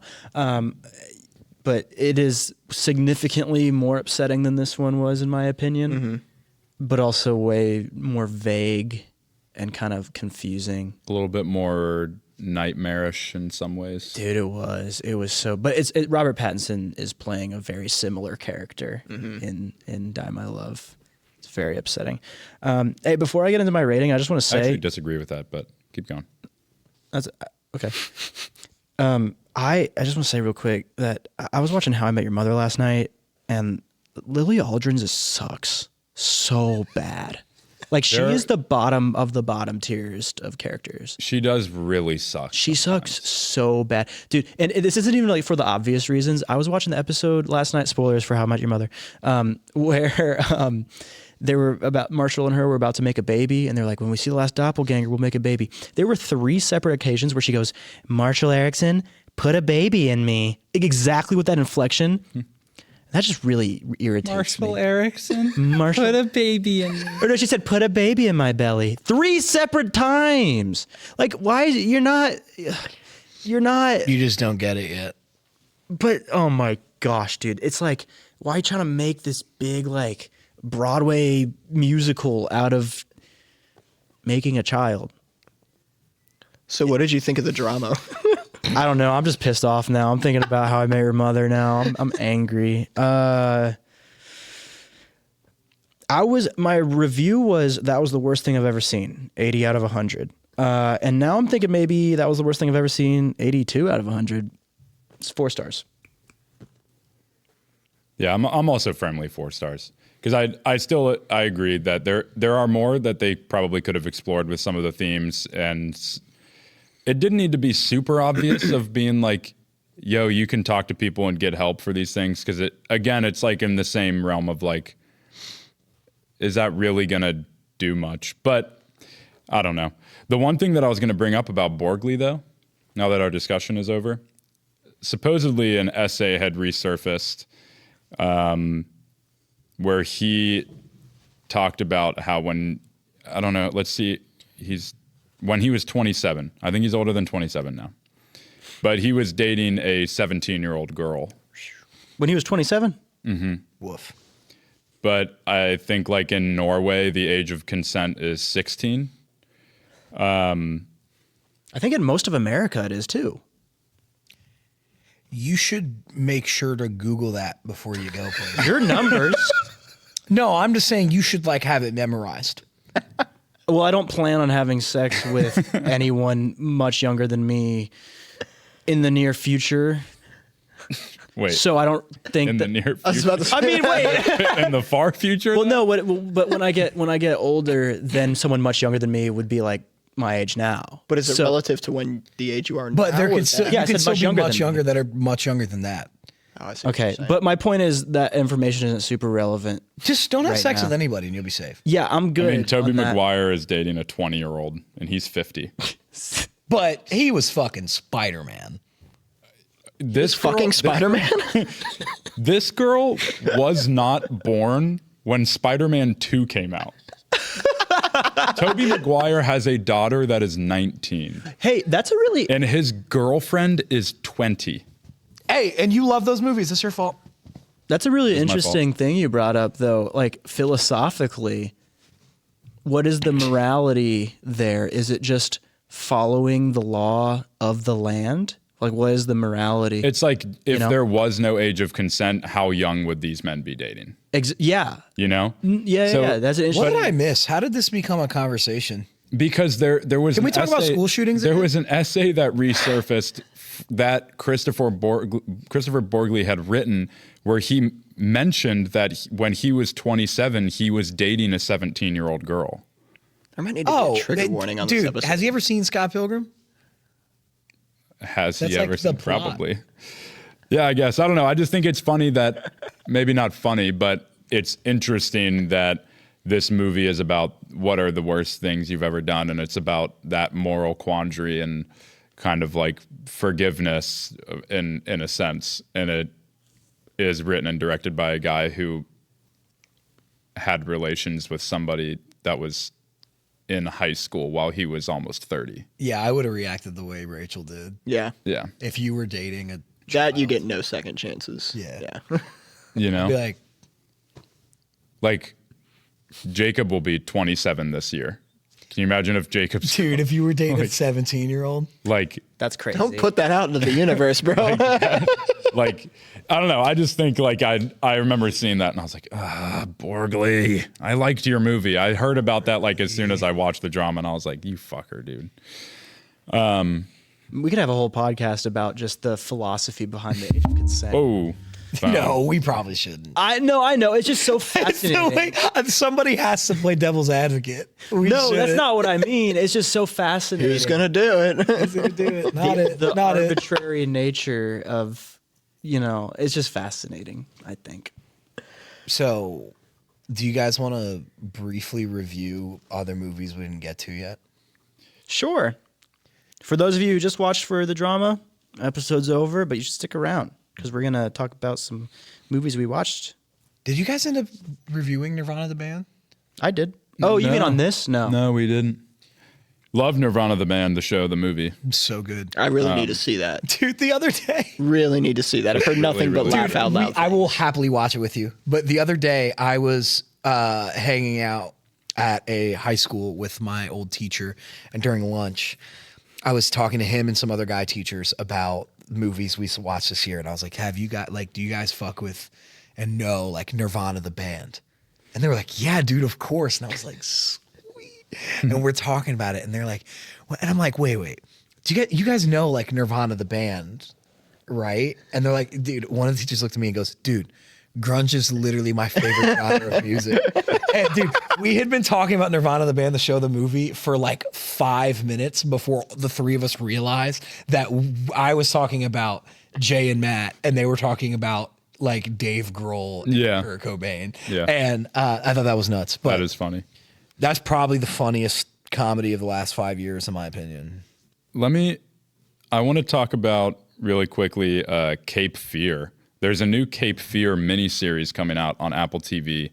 There was a movie, I think. There was a Cape Fear in the 50s, maybe 70s or 50s. There's a Simpsons episode called Cape Fear. Yes, there is, and I think it's about fantastic. I think it literally has to do with Cape Fear. Hold on, Robert Mitchum was in the original Cape Fear. Let me click on this real quick. Where are you, Robert Mitchum? Because I want to figure out when the first one was. Cape Fear in 1962. I haven't seen that one yet. But Scorsese made Cape Fear in 1991 with De Niro. I watched that. It was pretty good. I gave it 3 stars. But the cast is really great. And Robert De Niro, the premise of the story is that De Niro just got out of prison for battery and rape, that Nick Nolte, his character, was his defense lawyer in court years ago.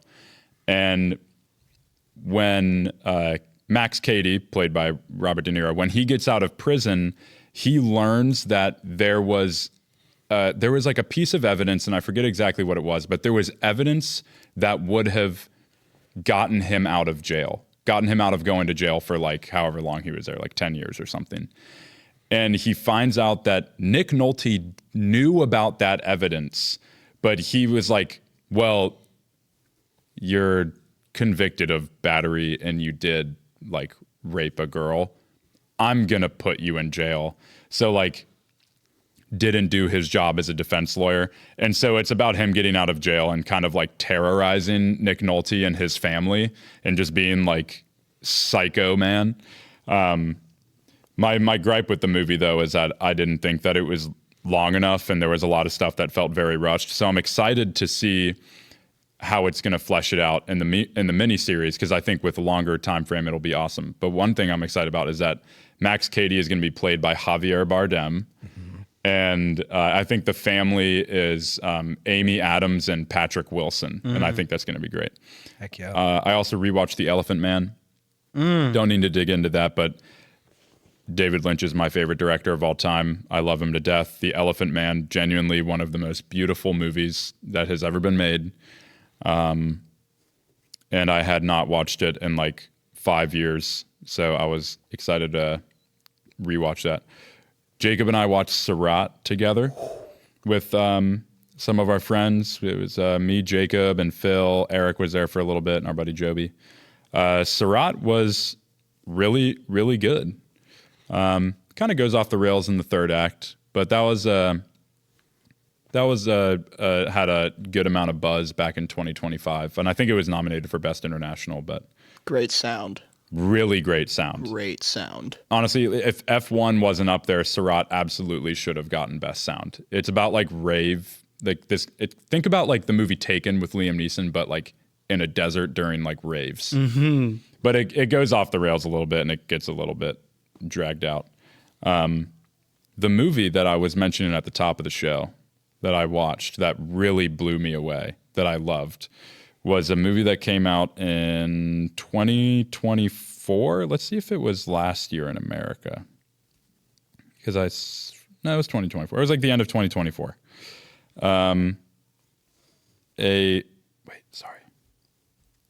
Okay, yeah, 2024 was a Japanese movie by Kiyoshi Kurosawa called Cloud. And I saw your review of that. I put it in my watch list. dude, it is so fucking good. I got home from work and I wanted to watch something kind of like psychological and maybe a little spooky. And I really wanted to watch a movie of his that has been on my watch list for a long time. His like #1 movie on Letterboxd is called Cure. It has like crazy good ratings, 4.3 average out of almost 500,000 watches. I don't know what it's about, but apparently it's a really fucking great movie. But we have a VC box. Shout out VC Box. It's pretty awesome. That's Shout out VC Box. Shout out VC Box. But Cure wasn't on there. So then I just went on Canopy and I saw that Cloud was on it. And man, dude, it was really fucking good. It looks incredible. A lot of reviews were saying it was kind of like a slow burn. I think a lot of his movies are kind of slow burn. Didn't really feel that slow. And then the last like 40 minutes of the movie is just like, it's like a shootout. It's like a really sick shootout scene. It was so fucking cool. It was such an awesome movie. I have not watched a movie in a while where I was like, I really want to dive into this director because I might have just like found a new favorite director of mine. Like that movie was just so fucking awesome. I would absolutely watch it again with you guys soon. Heck yeah. Sounds delightful. Cloud. Shout out Clouds. Wow.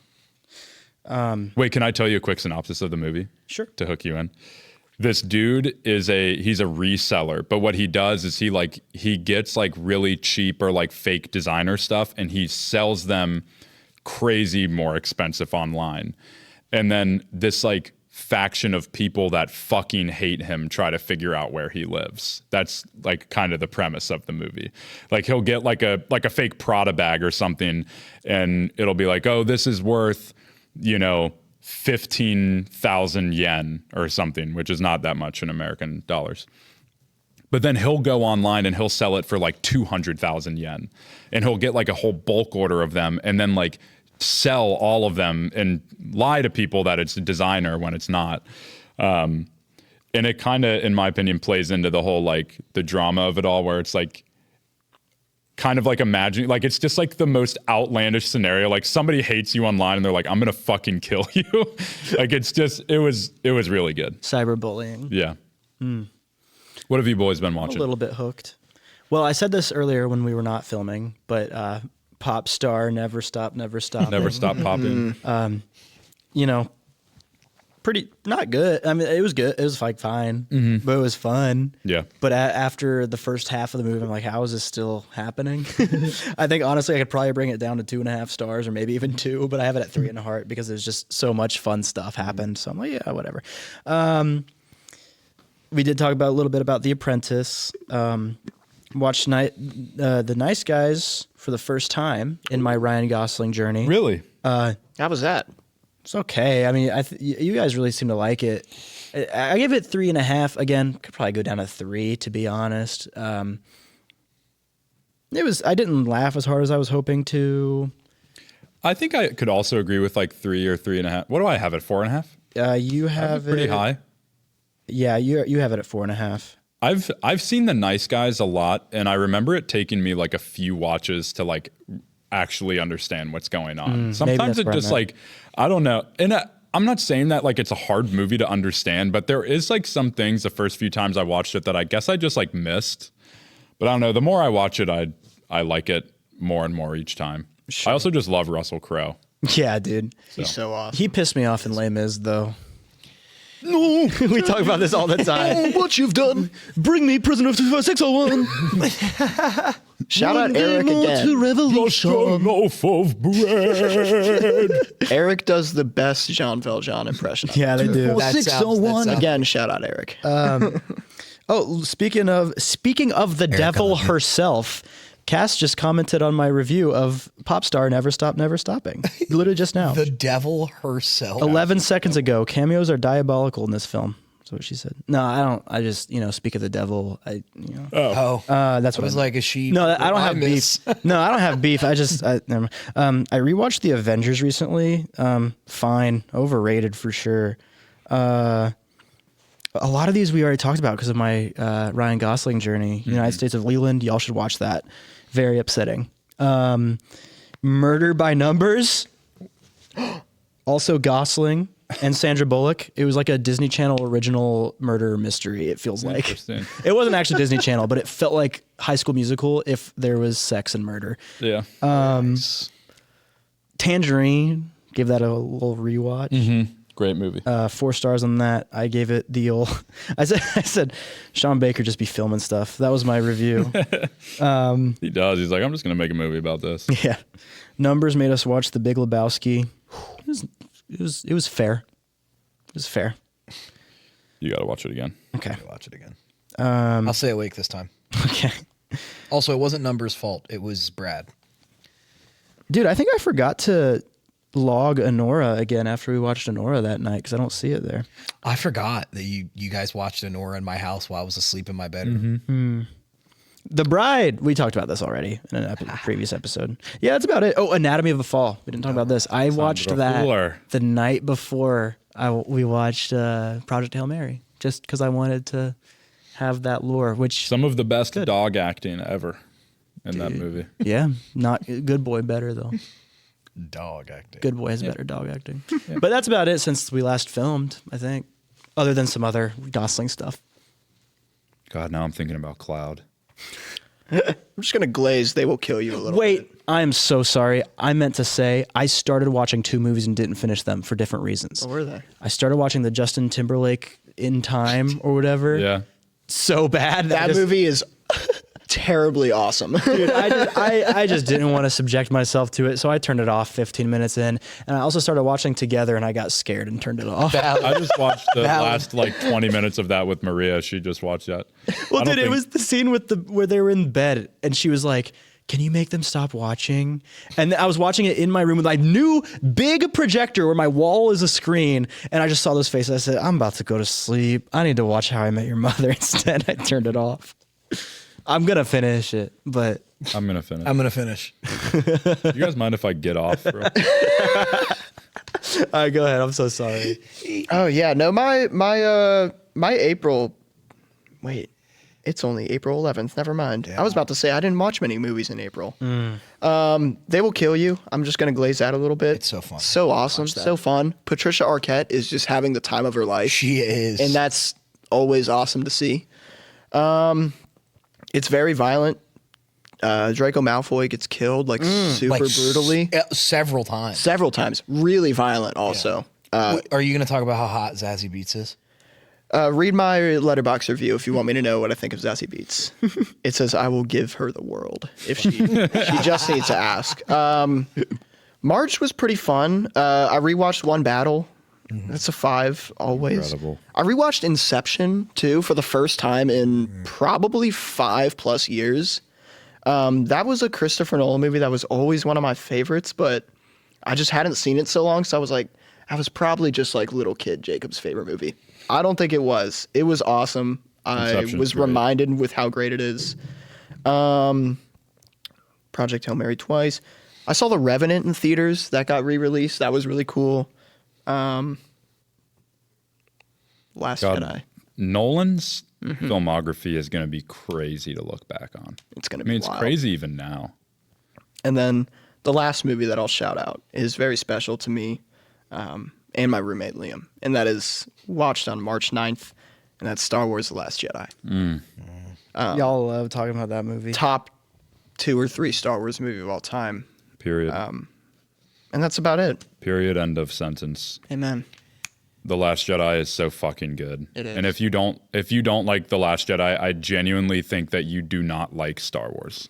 I'm going to be honest. I'm going to agree with that. I don't like Star Wars, and I like that movie. Okay. That's valid.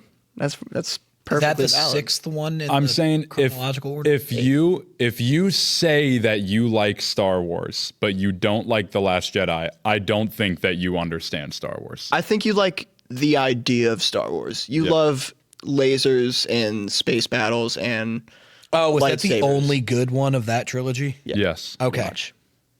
It's the only I haven't great seen one. it. Oh, it's Wake Up Dead Man guy. Daniel Craig. Nope. Daniel Craig directed. Yeah, his father Judd directed this movie. And it's so baffling to me that it has like a 2.8 average on Letterboxd. I'm like, Really? guys, I'll have to watch. It's gonna get a resurgence in like 20 years. People are gonna realize, but it's the distribution is nuts on that movie. It's like a flat line. It is wild. Yeah. I've only seen The Rise of Skywalker, which I saw the last hour of, and I was confident is the worst movie I've ever seen. And then Force Awakens, I watched in theaters at the ripest age for someone who should be getting into Star Wars, and I was like, this shit sucks. Force Awakens to me is just like fine. It's just like a 3-star fun little movie. But then The Last Jedi, dude. I'll have to watch with you guys because that's the only one I haven't seen in that series. Yeah, we got to watch Cloud first. Valid. Andy Serkis played Snoke. Yeah. Snoke. That creates some issues. Oh, and the last movie I watched was How to Make a Killing, which was also good. It was Glenn Powell. There's Good. nothing really and a more. half and a heart. There's nothing really more to say about it. Have y'all seen Margaret kinda Qualley in the Glenn new Sabrina Carpenter music video? Margaret the Fraud Qualley. Don't care. Margaret the Frog. Hi ho. Margaret This is the the Frog. substance. Why are there so many movies about Margaret? Dude, okay. I went through a kick where like once a day for 4 days, I would send a group chat with me, Forrest, and Leo. I would just be like, this is my impression of Kermit the Frog if he was like racist. And it would just be like just me singing various like freestyled versions of the Rainbow Connection. And every day I got like maybe one response. That's why I stopped. Because I did it every day for like 4 days. Honestly, most of the time if I get like an audio message, sometimes I'm like, I'll listen to this later, and then I don't. Hey, you listen to mine pretty quick though. Because I saw that it was 6 seconds, so I was like, it's probably. And then Mine was like 5 seconds. I don't know. It's from numbers. Dude. Not worth it. Gotta be some Kermit shit here.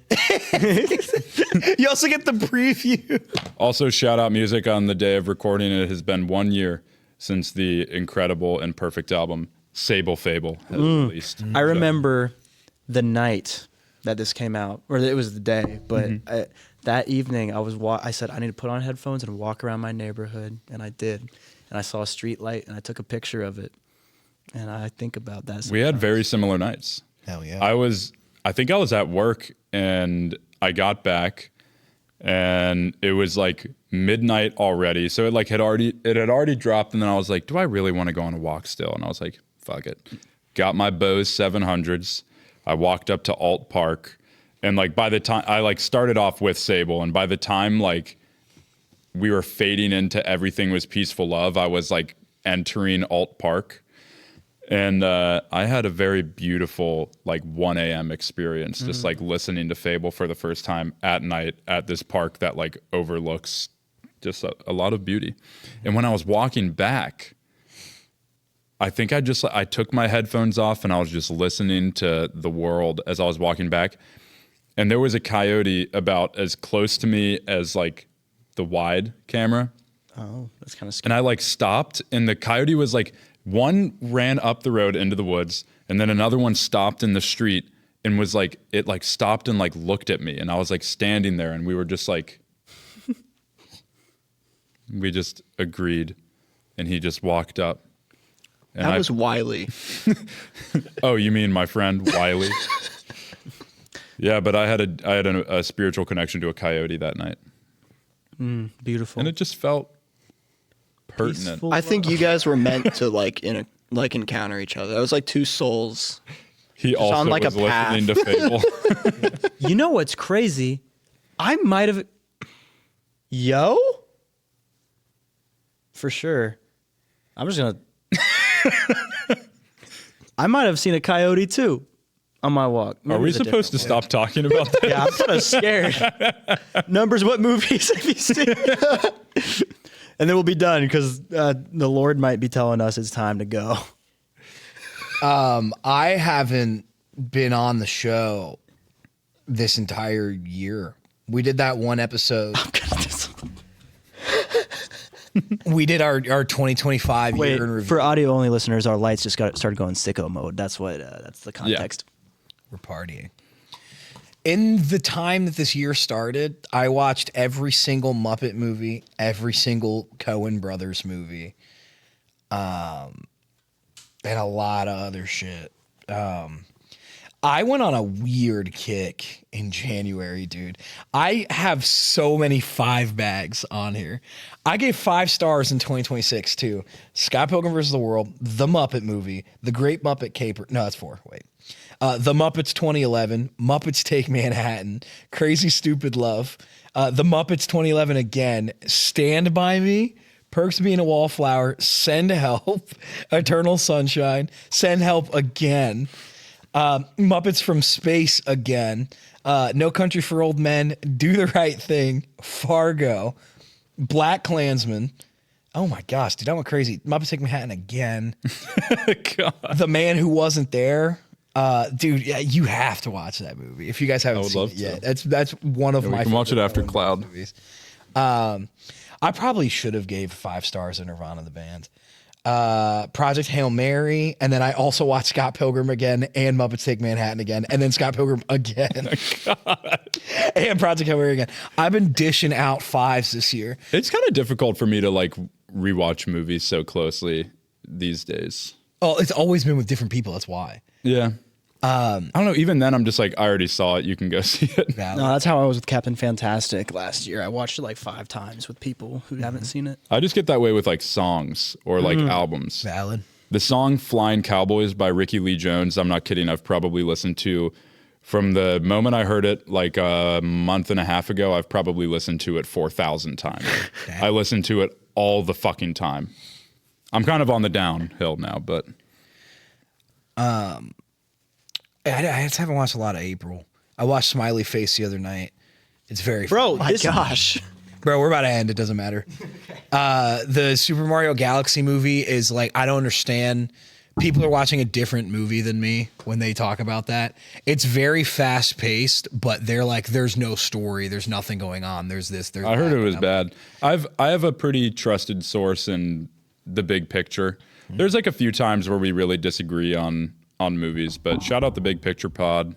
They don't really need shouting out. They're like a really big podcast, but they loved Marty Supreme, unfortunately. But, Oh yeah, so I don't trust them. but they did not like Super Mario Bros. Most of the time, I listen to their pod like almost after I finish a movie. I'll go and listen to what they had to say about it. And But my point is that they're probably wrong. oh, you think Like it's I great? think a lot of people went into this movie fully expecting it to suck and then found reasons to hate it. Because if you actually go and watch the movie, a lot of the criticisms are just people not paying attention at all. They're like, there's 0 character arcs and there's 0 growth and there's nothing. There's barely any dialogue. It's just pretty colors for kids to watch. And I'm like, you guys just didn't listen to a single Like, did you character guys see talk. Project Hail Mary?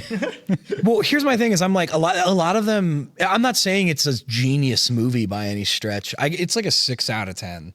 Yeah. But like they're saying outright, it's like this horrible thing, and I'm like, sure, the plot is spoken directly to you without being shown to you, but it's like they are talking like they're making characters are growing. But yeah, it is a beautiful movie. And before it, I rewatched the original like Illumination Mario Bros movie, and it sucks. Yeah. It's really bad. It was just funny because that's what people like. I'm like, nothing says Mario movie to me like Chris Pratt being like, mushrooms. I hate mushrooms. And they're like super Italian. It's just like, okay, dude. We got to get Chris Pratt out of Hollywood. Does he play gotta get- Mario in the Galaxy movie too? Yeah. Jeez. I don't like him. He makes me mad. The What- potential one of the that Chris Pratt had. Gosh, Andy Dwyer was Wasted. so good. He did. At least we have Andy. That's We true. do have Andy. Yeah, we did watch Lebowski again. They Will Kill You, 3.5 stars. Just fun, but it's exactly what you expect, just like you said. Hoppers was excellent, and I still am mad that none of you guys went and seen it. It's so good, and it's out of theaters now, so screw you guys. Illegally stream it. Is that on Disney? Deal. Yeah, it is like actually the most batshit insane kids movie ever made. Like the entire plot, and this isn't spoilers, it's in all the trailers, is like conservative liberal girl gets like turned into a beaver robot, and she's like trying to get the animals to go back to the Everglades so that they don't destroy the place that she likes to build a highway. and the animals are like, oh, they're trying to destroy our home. We should kill all humans. And she's like, well, let's slow down a little bit. And it's her as a beaver, like trying to stop the animals from revolting against humanity. And it's fucking Pixar. Like, it's better than Wild crazy. Don't, you're lucky he wasn't listening, because he doesn't listen to you either. What did you say? Again, Nirvana the band is great. And then of the Coens movies, go see Hudsucker Proxy's super, super underrated, and we got to watch that too. Raising Arizona is great. Barton Fink is awesome. I watched Wake Up Dead Man in there too. I also watched Medea Goes to Jail. That's it. And it was fun. Did you say something mean? You have to. I'm sorry. You just have to listen. You'll hear it. You'll hear it in the edit. Listen. Thanks for tuning in, everybody. Yeah, watch me eat this mic, and we'll go home. Don't. Microphone. Actually, stop doing that. Why are you doing that? Take that home and clean it. Stop it! I can't believe you're doing this. What are you doing? No, stop!